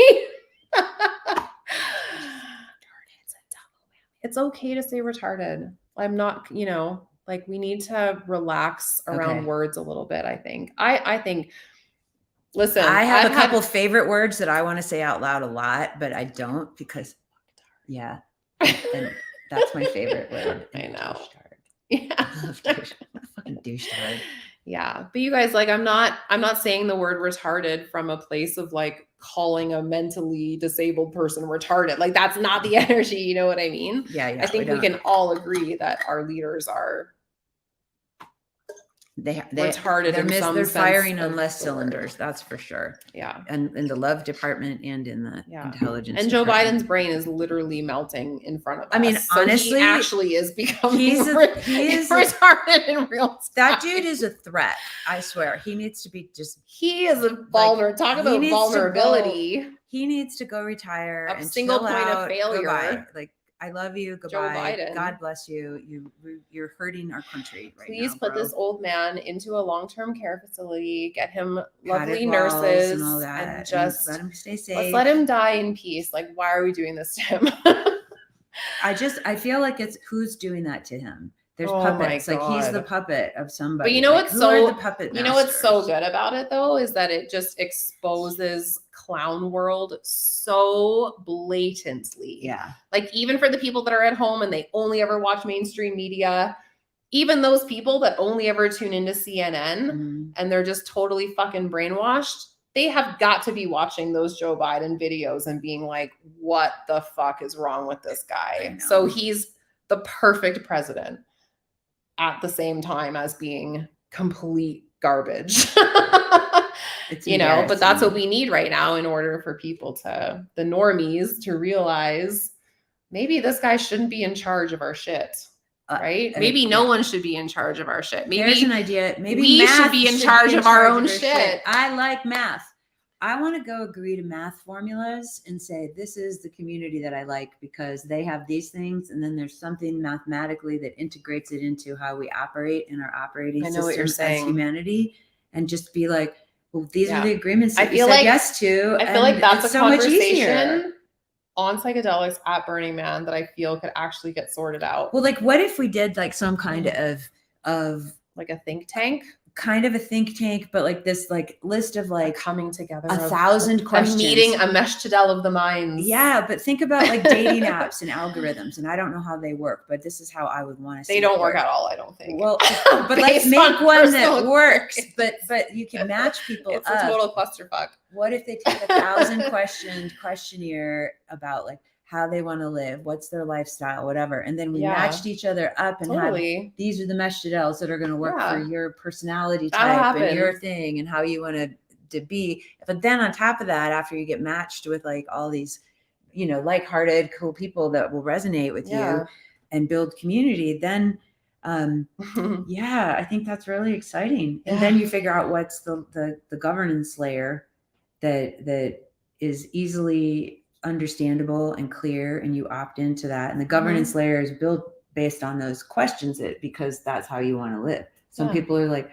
we want everybody to cook a meal once a month and then you get fed 29 days a month, like my friend Veronica's family used to do with like all these people. If you don't want to live in a community like that, you don't have to.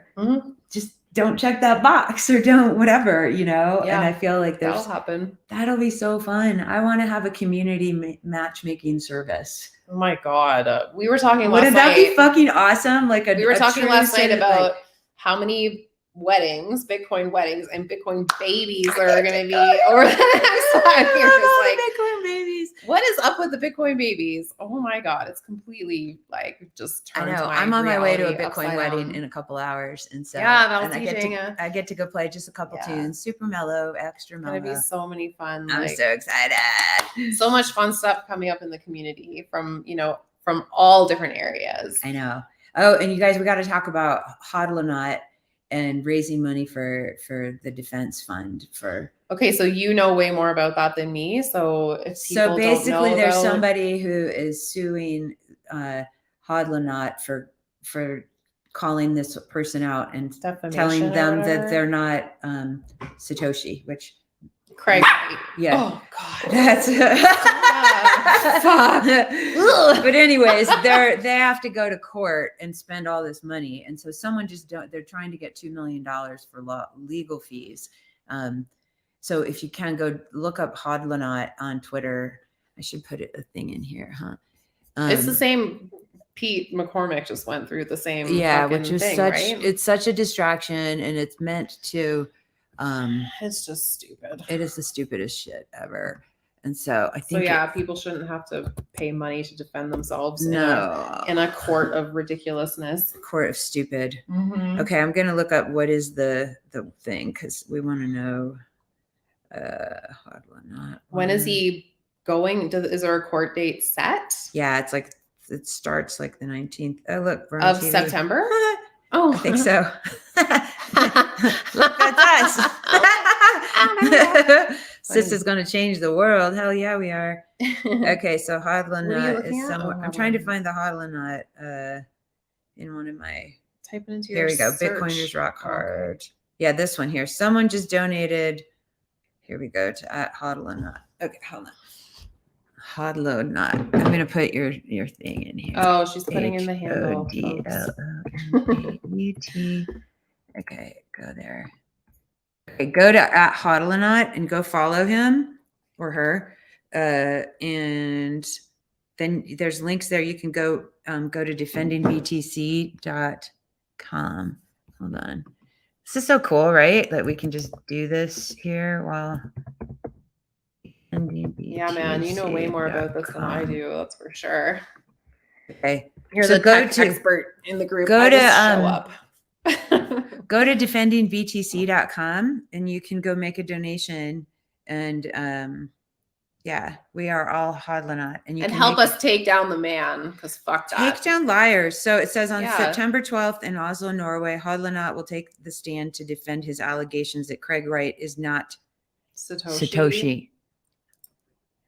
The community is coming together to support Hodlanot. Craig Wright's ego is out of control. We are announcing a fundraiser to both raise donations, but also to grow awareness and supply accurate information in the media narrative surrounding the case. And there's going to be a fundraiser at BitBlock Boom too. Hey, they're like auctioning off a bunch of stuff. Yeah. So scarce.city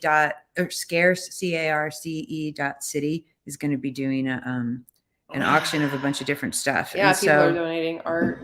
Yeah, you can if you're a Bitcoin artist or want to donate some art for that's cool, man. We definitely need to do that stuff for each other because we are the new society. So we need to support each other through that stuff. And we've got to prevent this stuff from happening. It's just the abuse of yes, but how can you prevent it? Because then that whole free speech issue comes in, right? Yeah. Like Canada just passed a censorship bill, so everything on social media is going to be censored by the Canadian government. What? Mm-hmm. Nobody knows about it, especially even Canadians don't know about it. So what is it?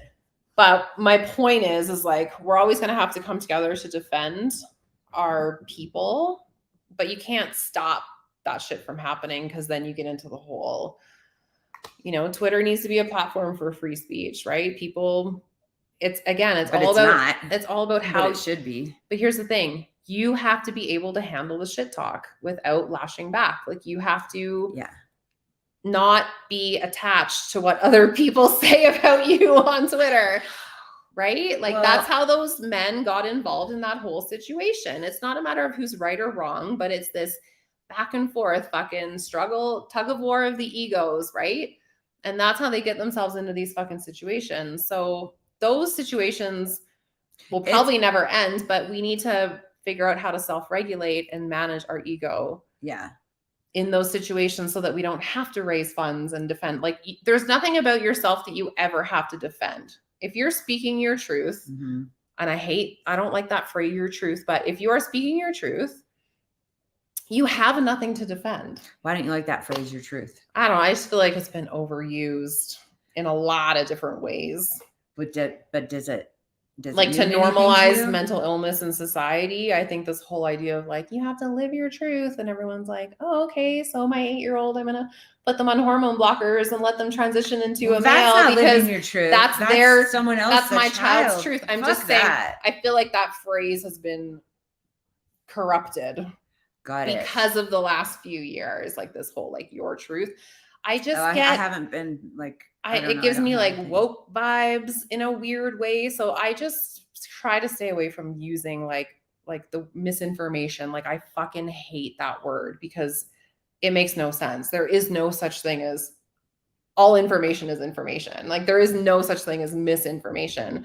It's all about how you take it in and interpret it and allow yourself to be triggered or not triggered by it. Like, You don't believe in a thing called misinformation?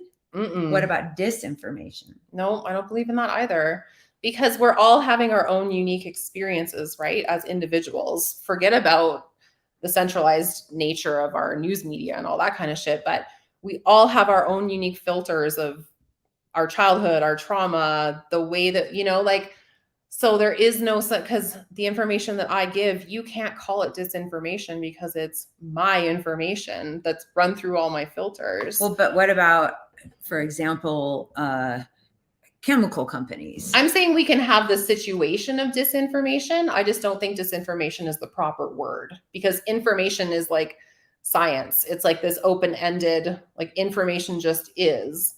So I don't think information can be right or wrong, but we can have those situations where that is the case. I think we just need a new word for it, maybe. Well, I think misinformation means inaccurate information. Like, here's 5 balls, but I only gave you 4. Like something that you can match up against, like a verifiable thing.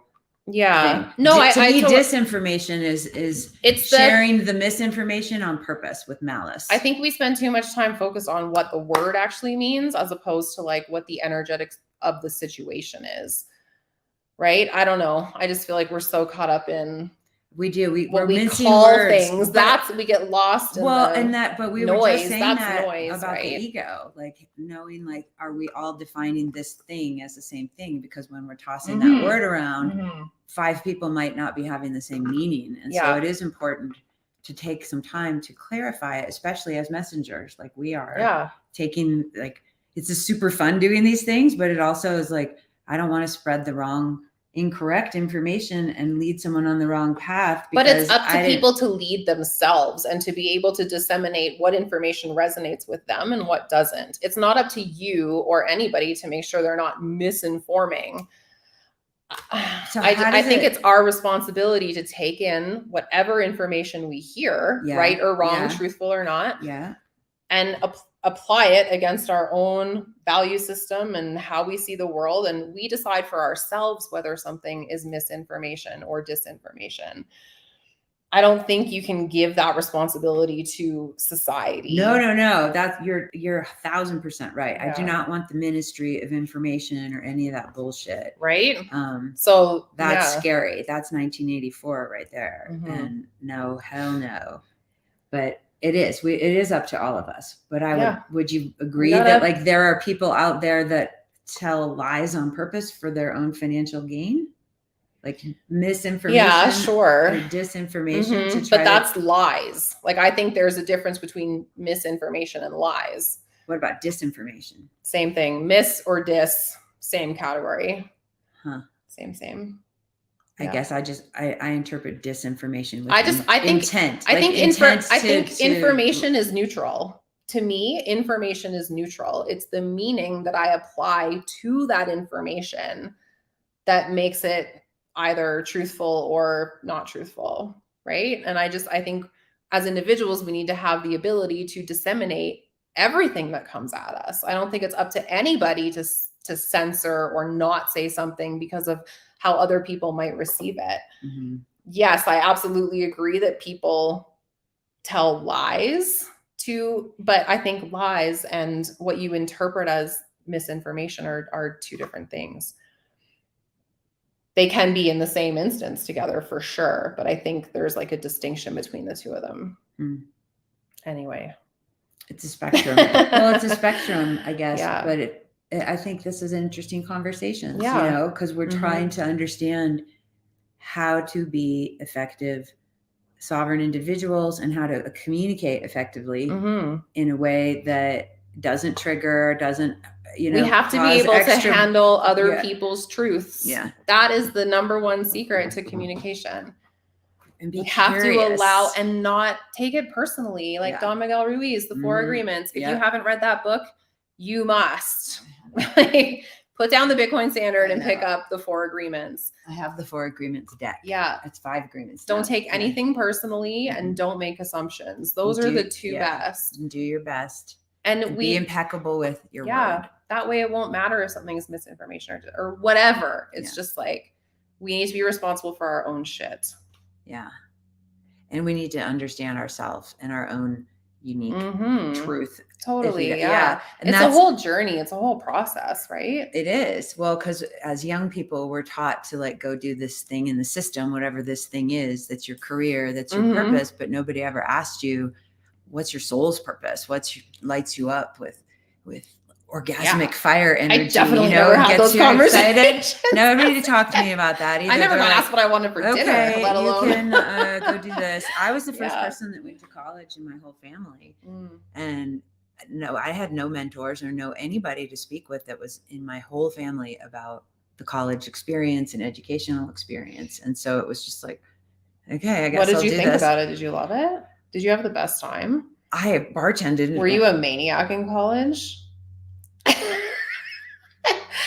You know she was. Look at her. It depends on your definition. Oh my God. I imagine you having had like the best time in college. Like you had the experience that everybody dreams of having in college. Definitely I have had I have a feeling. I mean, I put myself to college and from hearing only a short number of your stories, I'm like, yeah. It was fun. It was definitely a lot of fun. I love learning. I'm addicted to learning. Like I could be in school all the time and be so happy. I love it. I love learning. I always want to learn and grow. It's just and that's why we host podcasts. Because we like to learn. It's our way of kind of this.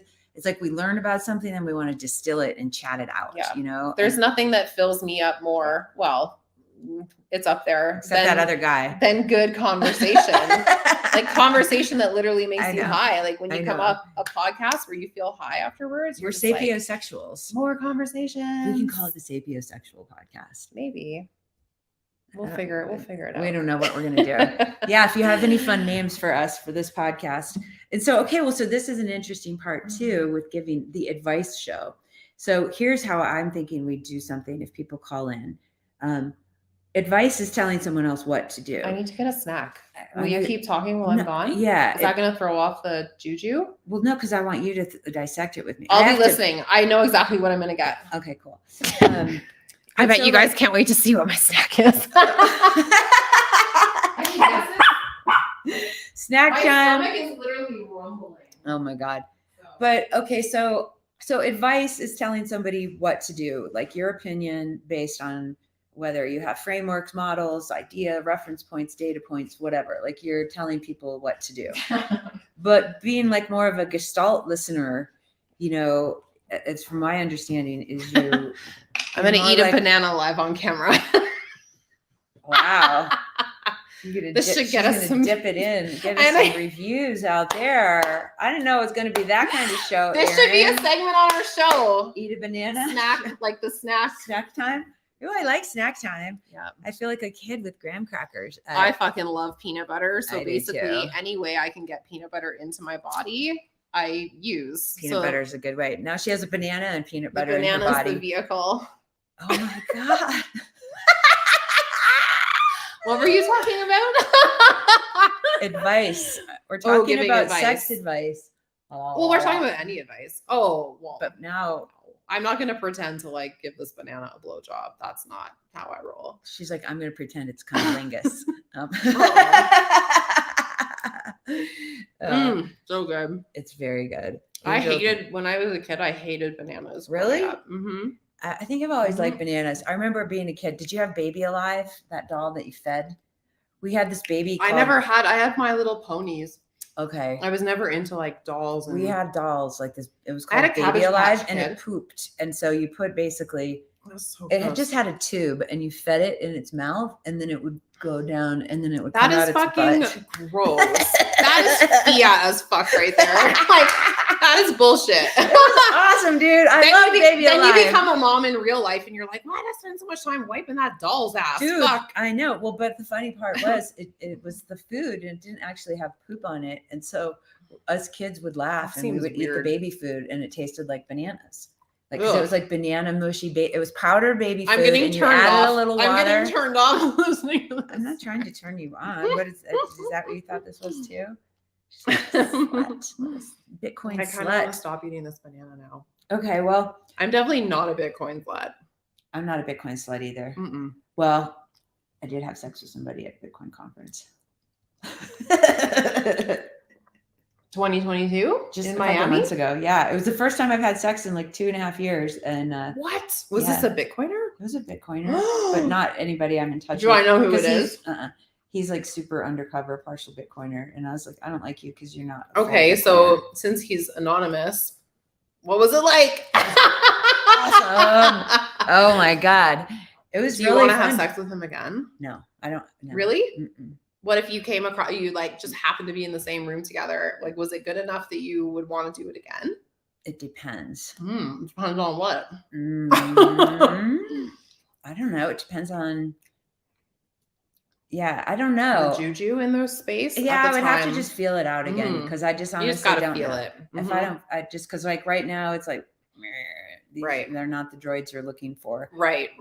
And so like, I am not in that arena right now. Yeah, I don't like, and that's why I haven't had sex or dates for like 2.5 years, just because I want to learn about Bitcoin. I want to go have fun. I want to be stable and grounded. And I feel like Bitcoin has really turned my world upside down. Well, and that's when you're gonna get the best sex, or the best relationship, whatever. Yeah, because you let go of it. You have to let go of it for a while. Yeah, I'm not. I let go of it for a while. It helps because it's like that constricting energy. It's like exactly the universe doesn't want it. That's not the universe does not respond to that. Yeah. No. You have to be open to receive. Yeah, that's a nice thing about the feminine. And I think a lot of times when we're in this masculine framework, this masculine vibration, because we have to be providers, we have to be protectors. As a single mom, I have to do all of that. I mean, I have to figure out my life financially.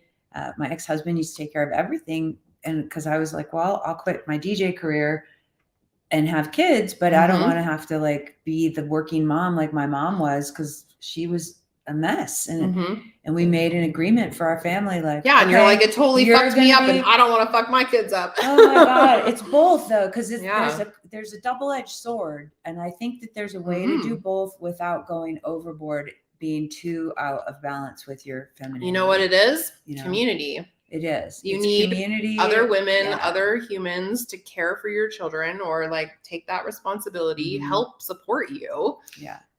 So that you can devote your energy to creation and maintaining your autonomy and all that kind of stuff. Like, because we live separately, not in community, we're responsible for everything in our lives. Everything. And it's not supposed to be that way. And then you're exhausted by the end of the day from all the little decisions and bickering you had to deal with little ones. Yeah. And it's like, I don't want to think about it. You're just like, fuck, I just want to numb out and drink a fucking bottle of wine, right? That's what I used to do. And because I was like, I can at least be on their level. Yeah. You're like, I can't kill myself, so I need to just not be fully conscious in the present moment. Yeah. In those moments. Right? It was really... And there's so many people that live their lives that way. I know. And then they wake up with a midlife crisis, and then they do attempt killing themselves. It's all part of the process. And it's terrible. Like I was one of those people. You tried to kill yourself? Really? Fuck. How? Can I ask? Just pills and alcohol, and wow, it was a whole bunch of. Did you like write a suicide letter? No. It was after a few things happened. Is this after you had kids? Yeah, it was just. It was 6 years ago. Wow. And wow. Okay, we're talking about that. So yeah, it was pretty awful. A lot of really bad things happened in our marriage, and then we moved. And I just was not handling things. I was having a sexual reawakening. Like my whole sexual body and energy was so like, and I was like super faithful and happily married. You know, we had our moments, but it wasn't horrible. But then it really got kind of very like unsafe for me. And I felt scared and trapped, and was drinking because I was like, okay, this is just a phase. I'm going to bounce back. I'm cool. We left Hawaii to move here to Colorado. Oh, yeah. And I left my soul family and all this community that I was so happy to be around to raise my kids. And I finally felt home, but we moved for money because we started a company together, and we wanted to be here in the mainland so that we were in the closer time zones to all these clients, because we couldn't do like 8 o'clock in the morning calls in New York to Hawaii. Like, we're not going to do that. So we're like, okay, we're going to move and keep the family together and all that. So we did. And I got flattened. I never knew that like somebody like me, who I think I'm kind of a badass, strong person, could get so far down physically, mentally, drinking wine, being addicted to wine, and being like hopeless and feeling trapped and hopeless and worthless and feeling like everybody would be better off without my craziness, you know. And this was perimenopause. So this was we're gonna have a whole other we're gonna put a pin in that. Yeah. We're going to have an entire episode on perimenopause. Yeah. And what to look out for. Everybody, bring some other people in on it. Because men and women need to know about fucking perimenopause. Real, and it's just legit. It's out of control and it's crazy. And there's stuff you can do, but like, it's really important to love your people who are going through this because it's so hard. And you've got to get your shit together before you hit perimenopause. Otherwise, it's going to be a train wreck. Yeah. And it's like you don't want to lose relationships over something that you could have understood. Now that's why we want to help share our stuff with you guys so that maybe you'll understand something that we wish we would have known in different areas. Yeah. It's really important to understand these things and know yourself and know how our bodies work and how our chemicals in our bodies work and how it influences the way we think and the way we behave. It's literally like the orchestrator of your entire meat suit existence. Yeah. Like the way that your hormones are in symphony, it's like fucking music, right? It is. With each other. Like, and then when that shit starts going out of whack, it just completely changes. It does. And like after I had my kids, you know, I was 36 when I had my first daughter or my first child. Like I was exhausted. It was just really crazy. And I'm just like, whatever, I'm just a new mom, you know, and they did some blood work and my thyroid was really off. And I'm like, I don't even know what that is. What's a thyroid? Oh my God, your thyroid's so important. It's a regulator. Yeah, they don't know until you have issues, but it's very common with the women's bodies after they have kids because they spent I've had friends with thyroid energy, cancer and after kids, just completely exhausted. Really, you have a triangle. It's like your endocrine system. And so you just get when you're pregnant, you're way off balance. And then if you don't bounce back and then you keep doing it, you're like robbing from these other areas and then your energy goes down and all these things happen and you don't think clearly, you get depressed. Well, I think I was telling you, I listened to the Meat Mafia podcast. The girl I was telling you who talked about the importance of the cervix. Yeah. That's a whole other thing. But she said there's studies now that postpartum depression is linked to not enough copper because in the last like month or whatever of gestation, the fetus literally, the baby sucks all of the copper out of the mother's body. And that's another one of those things that like ultimately all these minerals and vitamins help balance our hormones. Like that's kind of what they're there for. Interesting. So yeah, they're starting to have dialogue about that too. This will be good to bring some folks on to talk about this and share. And for men, whoever, if you're listening and you're a man, like obviously know thyself, know all about your testosterone. Your testosterone levels start to wane as you get in your middle age. And so there's ways to like men suffer from men definitely suffer from hormonal changes too. Exactly. Yeah. And so not in the same way that women suffer, but they do suffer. It's different. Yeah, it is. It's different. But it's different. They suffer in other ways. For us to understand these things about each other, if we're in partnership, or if you have children that are opposite sex, it's good to know these things about ourselves so that we can be empathetic and compassionate if people aren't behaving in the way that you're kind of used to them behaving, right? And then you can be more curious instead of you just gotta manage your own shit. Yeah. Let them work their shit out. Be curious. Exactly. It's a lot. The aging process is awesome. I love it. I love being over half a century. I can't believe I'm 52.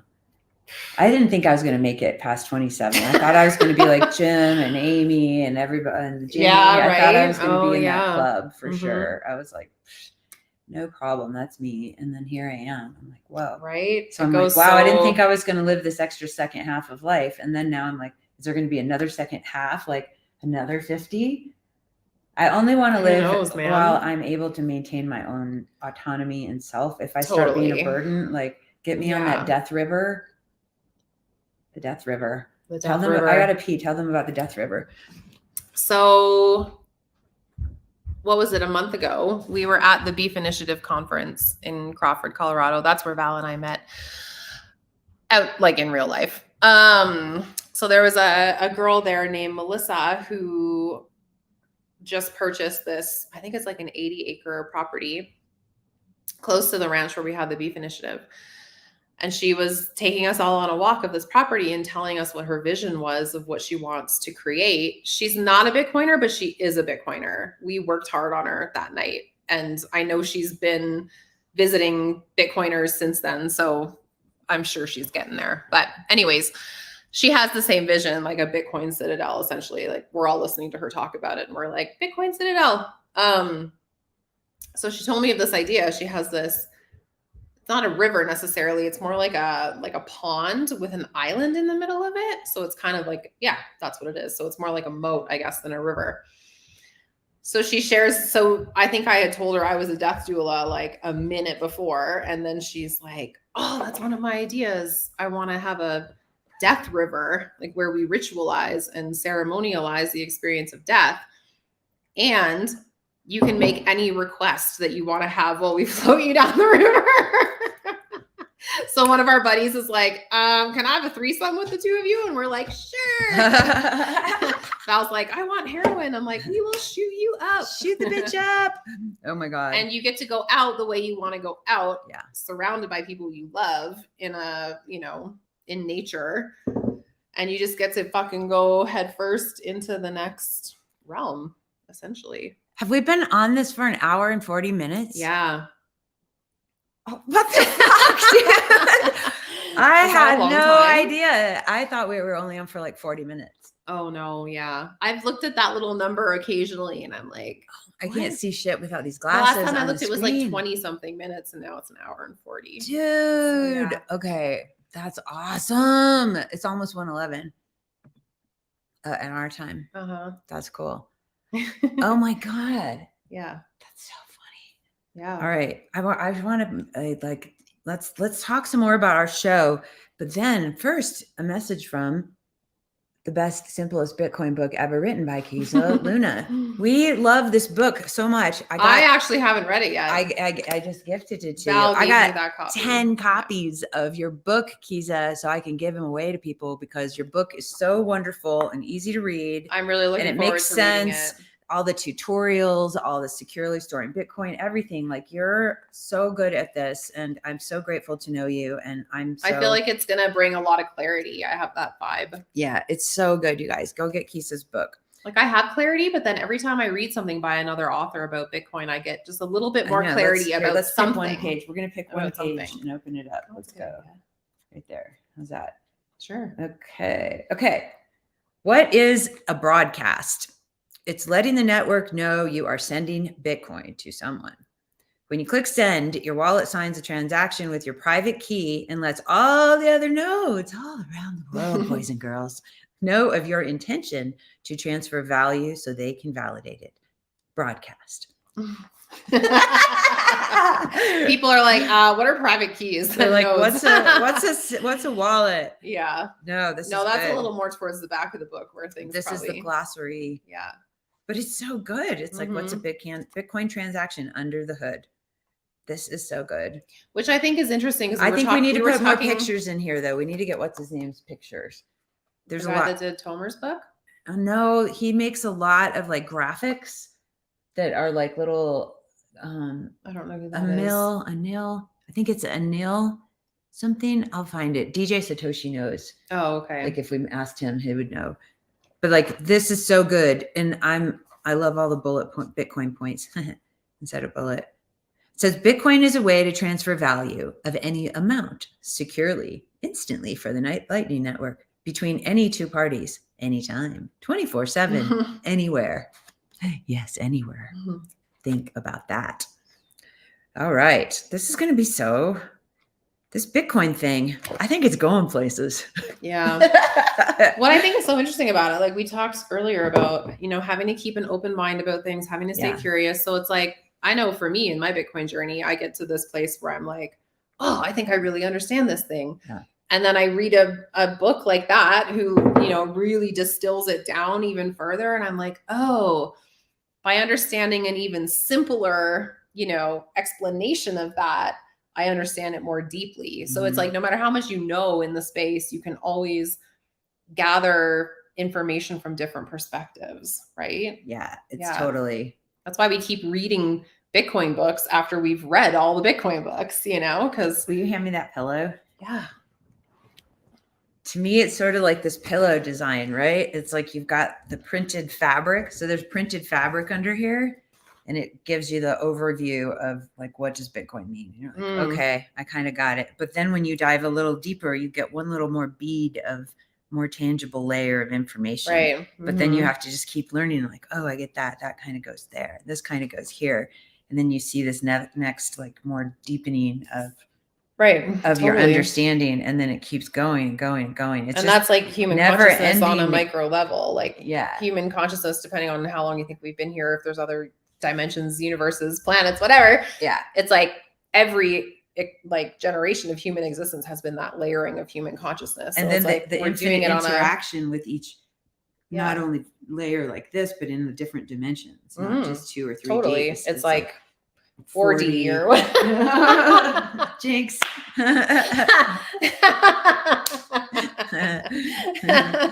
We said 4D. Yeah, I don't even know what 4D really means. It's just next to after 3D. Better than 3D. Guess what? 5D. That's it.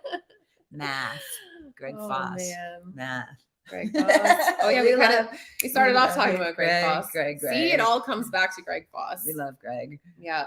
We do. Yeah. I love Greg. He's so cool, and you're just a great dude. So oh, Greg, God man. Bless you. Can't wait. Can't wait to meet you in person, Greg. I know, that's going to be fun. Okay, so we got to make sure that Val comes to the Pacific Bitcoin Conference. I know. I need to get to Pacific Bitcoin Everybody Conference. Encourage her to come. Help me get to Pacific Bitcoin. I have to. If I had to bet on whether you will be there or you won't be there, you will be there. And it'll be on 11/11. Something magical is going to happen on 11/11. I just know if we're all in the Swan Dome together, fuck yeah, it will. Like an energetic vortex is going to open up in the portal's going to open. Yeah, it's going to fucking be the super portal. That's the magic. We were talking about portals yesterday when like babies come through and stuff. Right. And that's the magic when Bitcoiners get together is we open up fucking God source portals. Yeah. And we literally changed the planet. Like that's how I felt about the beef initiative. Oh my God, dude. That's the beauty of coming together. It's great. You guys have to go with Slim on, I think it's the 15th and 16th of September 15th in Georgia at White Oak, Georgia. Is it White Oak Pastures? White Oak Pastures. Will. Adam Curry, the Podfather, is fucking a guest. Like that is so dope. Mm-hmm. Once I saw him announced, I was like, shit, how far is the drive to Georgia? It's fucking far. I know it's way too far, but it would be cool. Man, I got FOMO I have some FOMO about missing out on that one. I know. BitBlock booms next week. I have FOMO about that as well. Not as much as the Beef Initiative, though. I have more, if I had to choose between Beef Initiative or BitBlock Boom, I'd go Beef Initiative this year. But BitBlock Boom, I definitely want to go to next year. Too. Have you been before? No, I'm still new to all this stuff. Yeah, next year. I got to go to Oslo Freedom Forum last year in Miami, which is the coolest shit ever. I'm so grateful for Alex and Human Rights Foundation and everything you guys do. And then obviously I got to go to Alex the Miami. Yeah, he's like you're one of the reasons we're Bitcoiners, Alex. We love you. Love you.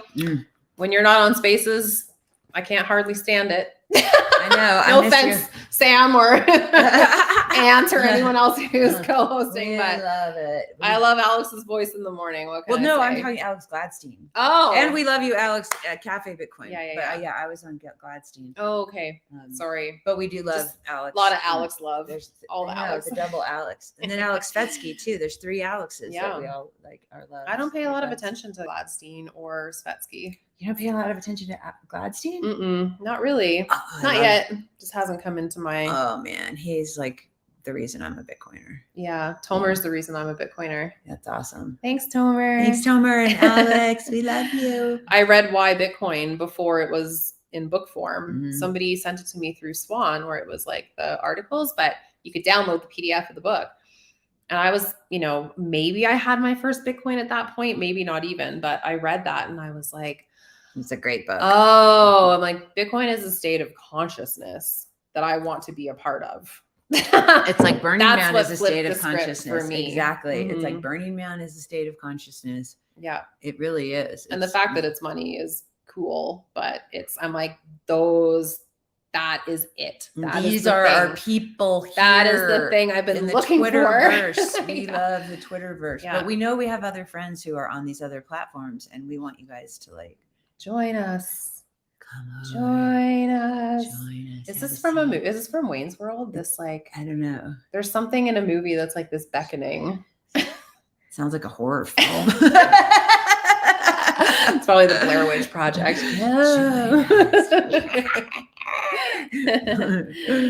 All right. Yeah. I have to get ready. I have to go leave. She's leaving. I'm going to Austin for a couple days. So Ew. I know. But that'll be cool. But you're going to stay here with little Angel and be. Yeah, which is fine. But like this house isn't the house without you in it. Yes, this house just and I feel lonely. This house just ain't but home. It's good. I'm gonna sit in that no longing. sunshine We'll when talk about she's gone. Yeah, that one. You're gonna sing that. I'm gonna sit in the longing and just longing. Open myself up to the void of longing. And then create some shit out of it. I'm reading a really good book. I'll tell you guys about it later, but it's blowing my mind. There was a good book called The Tao of Pooh. Like Winnie the Pooh. Have you read that? Well, I've seen it. I haven't read. I've seen. It's a good. It's a good take on the being here now concept, because it talks about like the anticipation is actually sweeter than the thing. A lot of times, it's the bittersweet. That's the book I'm reading. Yeah, and so there's that. You know. Enjoying I almost enjoy the anticipation more. It is. I wonder if that's a male-female difference too. Do you think? I think it goes the same for both. Like there's something chemically in our brains, like when you make plans for the future. Oh, it feels really good. It's good. Like you get excited, like I'm going to Pacific Bitcoin, or I'm going to El Salvador. I have something to live for. Hooray! Yeah, exactly. And then there's this like, there's something here. And so that's why and you're like, shit, I can't make that thing the thing I'm living for. I got to live for myself. And you're just in this. Yeah. Well, but it's good to like have things, always make sure you have something to look forward to, no matter what it is. Yeah. You know, if it's like, I don't have like a bunch of resources, so I'm going to take myself out for a peanut butter and jelly sandwich on Saturday at the park. Like, and I'm going to sit there with my journal or something. Look forward to the uncertainty. Like look forward to the fact that anything is possible. Yeah. Like one of my favorite things from this past year is when nothing is certain, anything is possible. Yeah. And people get so freaked out with uncertainty. That's why we're such control freaks. Like we want to know how this life is going to go. Again, back to the Marianne Williamson. It's like, who are you to think you know what, this is all going to be. So, but it's also understanding yourself and how your nervous system operates. And like Tony Robbins talks about like the 6 human drives. There's 6 human needs. And one of them is the need for certainty. And then the other is the need for variety.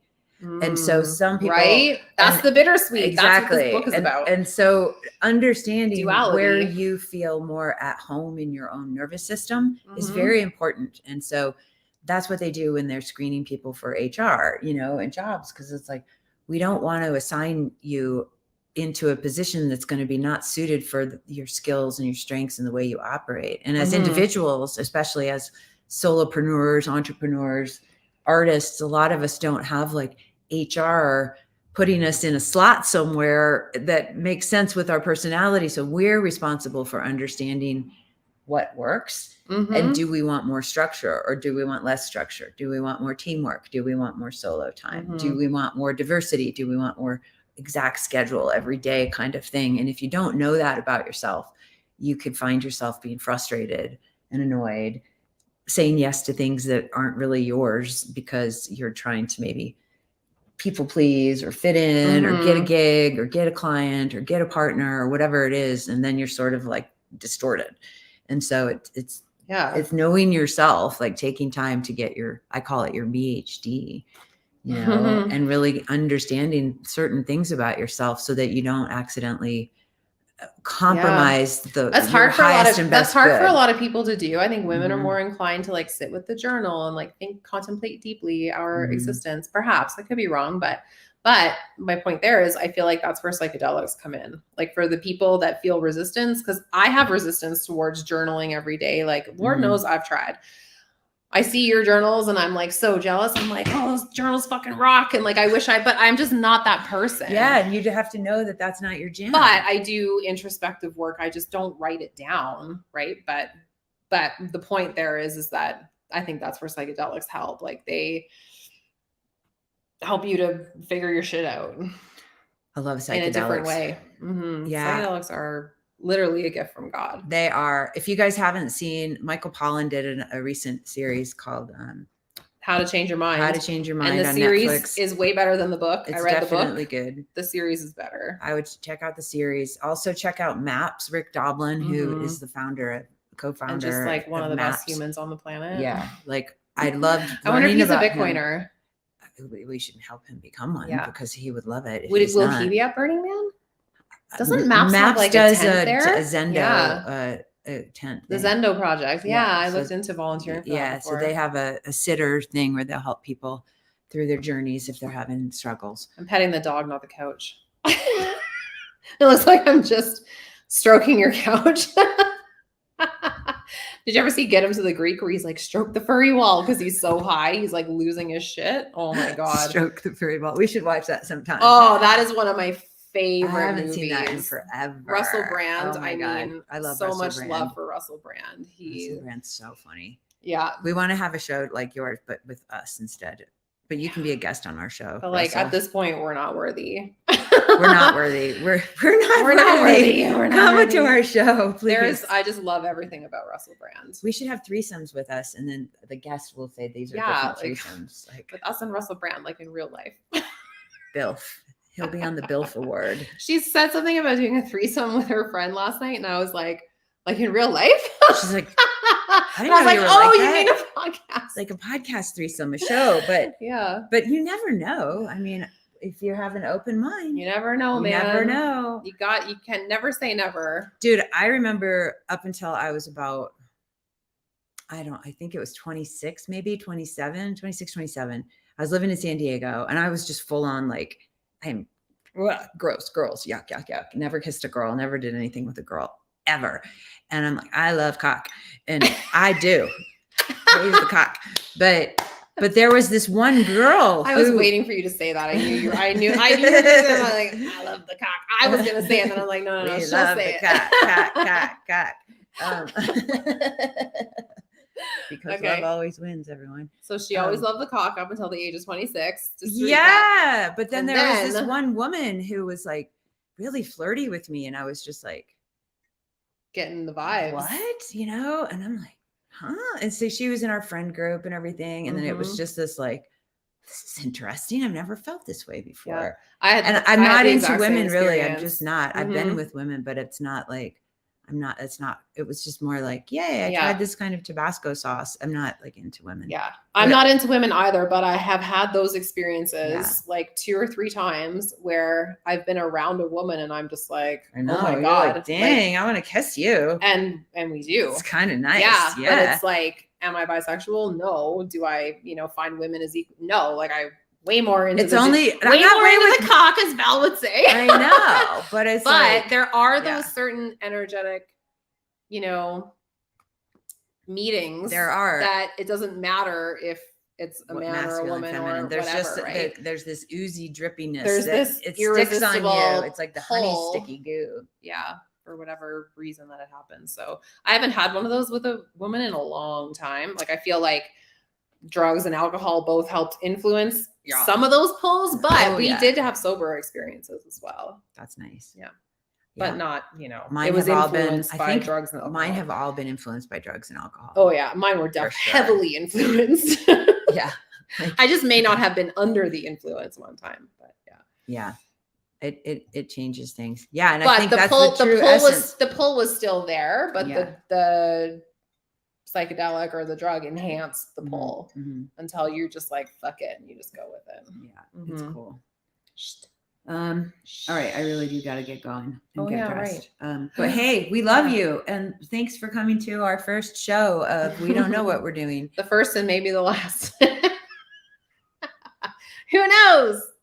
You got to stay open. I'm open. Anything's possible. Do you not like I'm not saying I want it to be. Oh no, I totally do. Oh, good. Me too. Yeah. I was like, but I think, you just got to remind yourself like, I could get hit by a bus tomorrow and we never do this again. I think you have to Oh, remind right. yourself Death and of, like, Bitcoin. Right. She's going to talk about that. the sacred nature of life. That's all I'm saying. No, it's true. Yeah. I contemplate my death every day. Because when you're like, ooh, this will happen again, you put this like undue, again, like control on the universe. It's like, you got to just be like, yeah, that was fucking sick. I hope it happens again. Well, it's that as long as we will stay alive, I'm sure it'll happen again. If we don't set high expectations, then you can never be disappointed. Totally. But there is something about setting your vision toward something that's beautiful that you want to go toward, and also without attachment that it's going to happen. And also holding the truth that death is literally like a breath away at all times. So no matter what the vision is, in reality, in truth, you might never make it there because death is super unpredictable. Totally. No shit. TikTok dude. Next death. Like, it's the death blockchain. The death chain. Yeah. So, but it's good. Like, but it's part of the life chain. That means we got to live. You don't get to die unless it means you lived at least something. The problem people have about death, again, like I said, is that they let something like that statement I just said, they let that scare them. Yeah. But the idea is that it empowers you to like get out there and fucking live your best life. You should write your own. There's a cool practice is writing your own obituary. And you should definitely cool. It's a cool practice to do. Think about it. To think about like every time you say goodbye to someone. What do I want my life to have represented? What do I want the people in my life to have said and felt about my existence? And then you compare that to, am I doing that every day? Right. And it's a cool technique to just keep you on your own navigational system of like, this is what I'm. And you can also just I would just think about, like, I haven't written my obituary, but I think about it all the time. We're going to write our own obituaries in the next show. We're going to I'm not going to. Why not? It's not my thing. You don't want to, because it's not my expression. Like, I am a writer, but it's just not. That's not your. Yeah. Maybe I'll write mine. You can write yours. Yeah. I don't know. It's weird. Like, I get this block or this resistance when I have to take my feelings, like what I feel in my energy center, in my bones, like what I feel like I know to be true for myself. And then when I have to filter that through my brain so that it goes into words, like I hit this resistance and I feel like, I don't know. I just feel like it's not expressed in the way that I want it to be. You're so expressed. Like, my experience of you, like your love letter. But it's when I sit down to physically write, it's like it just dries up. Like, I need to be having conversations, which is why I love podcasts. Got it. Like, I've attempted to write articles so many times, and it's my dream to write a book. It is my dream to write a book. It's so fucking hard. But I think it's Elizabeth, who's not Brene Brown, but Elizabeth, who's the other one? Gilbert. I was gonna say Elizabeth Smart. That's like the LDS girl that got abducted at 17. But she said she can't sit and write either. So she just dictated her book out loud. Yeah. And that's how she writes her books. So. That's how I like doing stuff too. I needed to go heart to mouth. Like, I can't have it go through my brain and like out my fingertips. It just, not the same connection. It's good. Not yet. Well, it doesn't have to be. That's the thing. Like, that's your vehicle for expression. And if you know that, then utilize it. Yeah. And that's the thing. There's no right or wrong way to do it. That's the thing. Everything's the experiment. And then you get to test out and you're like, I don't like that. It's not for me. Yeah. And don't do it anymore if you don't like it. Like, you know how it's like, we're lucky to live in this free world right now. Those of us who are free. And by free world, she means Bitcoin world. You know what I mean? I mean, we're not living in like China or Russia or somewhere where we're like, I mean, we are being monitored, but we can at least say fuck. Perhaps I can say fuck, shit, stat, fuck, motherfucker, and nobody's going to tell me I can't. Not yet. In Canada, I mean, right now I can. Canada, your bank account would be frozen already. I know. You'd start hearing like the little, oh, they deducted some more of Val's CBDCs. Oh my God. CBDCs. That's what'll happen, man. Like, okay, so the okay, US, I gotta go, but I know. The 87,000 IRS agents in the US. God. Canada's gonna hire like the censorship police. That'll be their next like investment into the Gestapo or whatever. It's ridiculous. Yeah. I'm like, why don't we do things that produce more production in our world instead of trying to just milk things from dried lemons that these poor people don't have money anyways because they're not on the Bitcoin standard. Yeah. Oh, fuck. It's going to be an interesting. We'll get there. This conversation helps move. Like, every conversation, every interaction, every whatever helps Yeah. fucking move that ball forward or whatever. I know. I think So- like, I imagine like if one person, if it's you who's listening and you got to hear something because Erin and I decided to talk shit today, Yeah. and then you do something because we got to share a little bit of story, like, and that might trickle out to the whole world. That's the whole like, purpose of life. it's the purpose basically. of storytelling and It's the purpose of sharing. life. Yeah, it's like, You know, trickle, trickle, trickle. Doink. So- Oh, look, sprinkle, sprinkle, sparkle. move the target forward. Yeah. You got to keep moving the target on whatever the target is. Like universal expansion. It is. Well, we were talking last night Consciousness, all about that lava stuff. flow, Mhm. right? Like the nature, the inherent nature of lava. If you see it going down the side of a volcano or across the island forming new land, it always only goes in one direction, out from Mhm. wherever it is, and it's always seeking the new. Yeah. And it's like, I think of our creative process and our creative force energy to constantly be seeking that new little Yeah. piece that it's going to form, and it's never ending. Mhm. Like infinity on infinity. It's so interesting. if it did end, everything as we know it would cease to exist completely. Exactly. It would be like the You just be implosion of a back- black hole. Yeah, it's like the opposite, like Yeah. the instead of the Yeah. Totally. That's why we all need to stay open-minded and continue learning. It's the expansion of your own consciousness that contributes to the expansion of universal consciousness. Otherwise, we just like go back to zero or whatever. Who knows? That's a whole other topic of conversation. I always think of black holes like a vagina, and I think of like, the vagina is a black hole. I know, it's For awesome. sure. Get some, but like you think about life on this side of the baby in this weird water sack world, and then all of a sudden it goes through this fucking little thing that's got some light on the end of the tunnel. Hi. Have you seen that painting with like the woman's legs are wide open and there's like a baby marching out, and then the transgression, then people getting like older and they go back into the vagina? It's like that whole it black really hole is. portal It's so thing. interesting, man. It's really cool. It is. I love women in creation. The and universe is just one giant vagina. Yeah. Bitcoin's a black hole too, so I guess Bitcoin's a vagina. Bitcoin is a vagina. That should be the title of this. Bitcoin is a vagina. Bitcoin's a vagina. The mycelium of Bitcoin. It's Yeah. like the vagina of Bitcoin. Oh, that would be great. I can't wait to see the artwork made on that one. That There would will be some cool. artwork. There will be some cool. I want Yeah. Chief Monkey to do a wood. He makes the most beautiful laser wood sculpture. Oh my God, they blow my mind. I saw them at Bitcoin conference, and then I got to Cool. meet him, and I'm like, not in person, but online. And I'm like, Mm-hmm. you're the one that made those. They're my favorite art of the whole Bitcoin conference. They're so beautiful. Cool. And he should make that. I bet he would love to make that collaboration.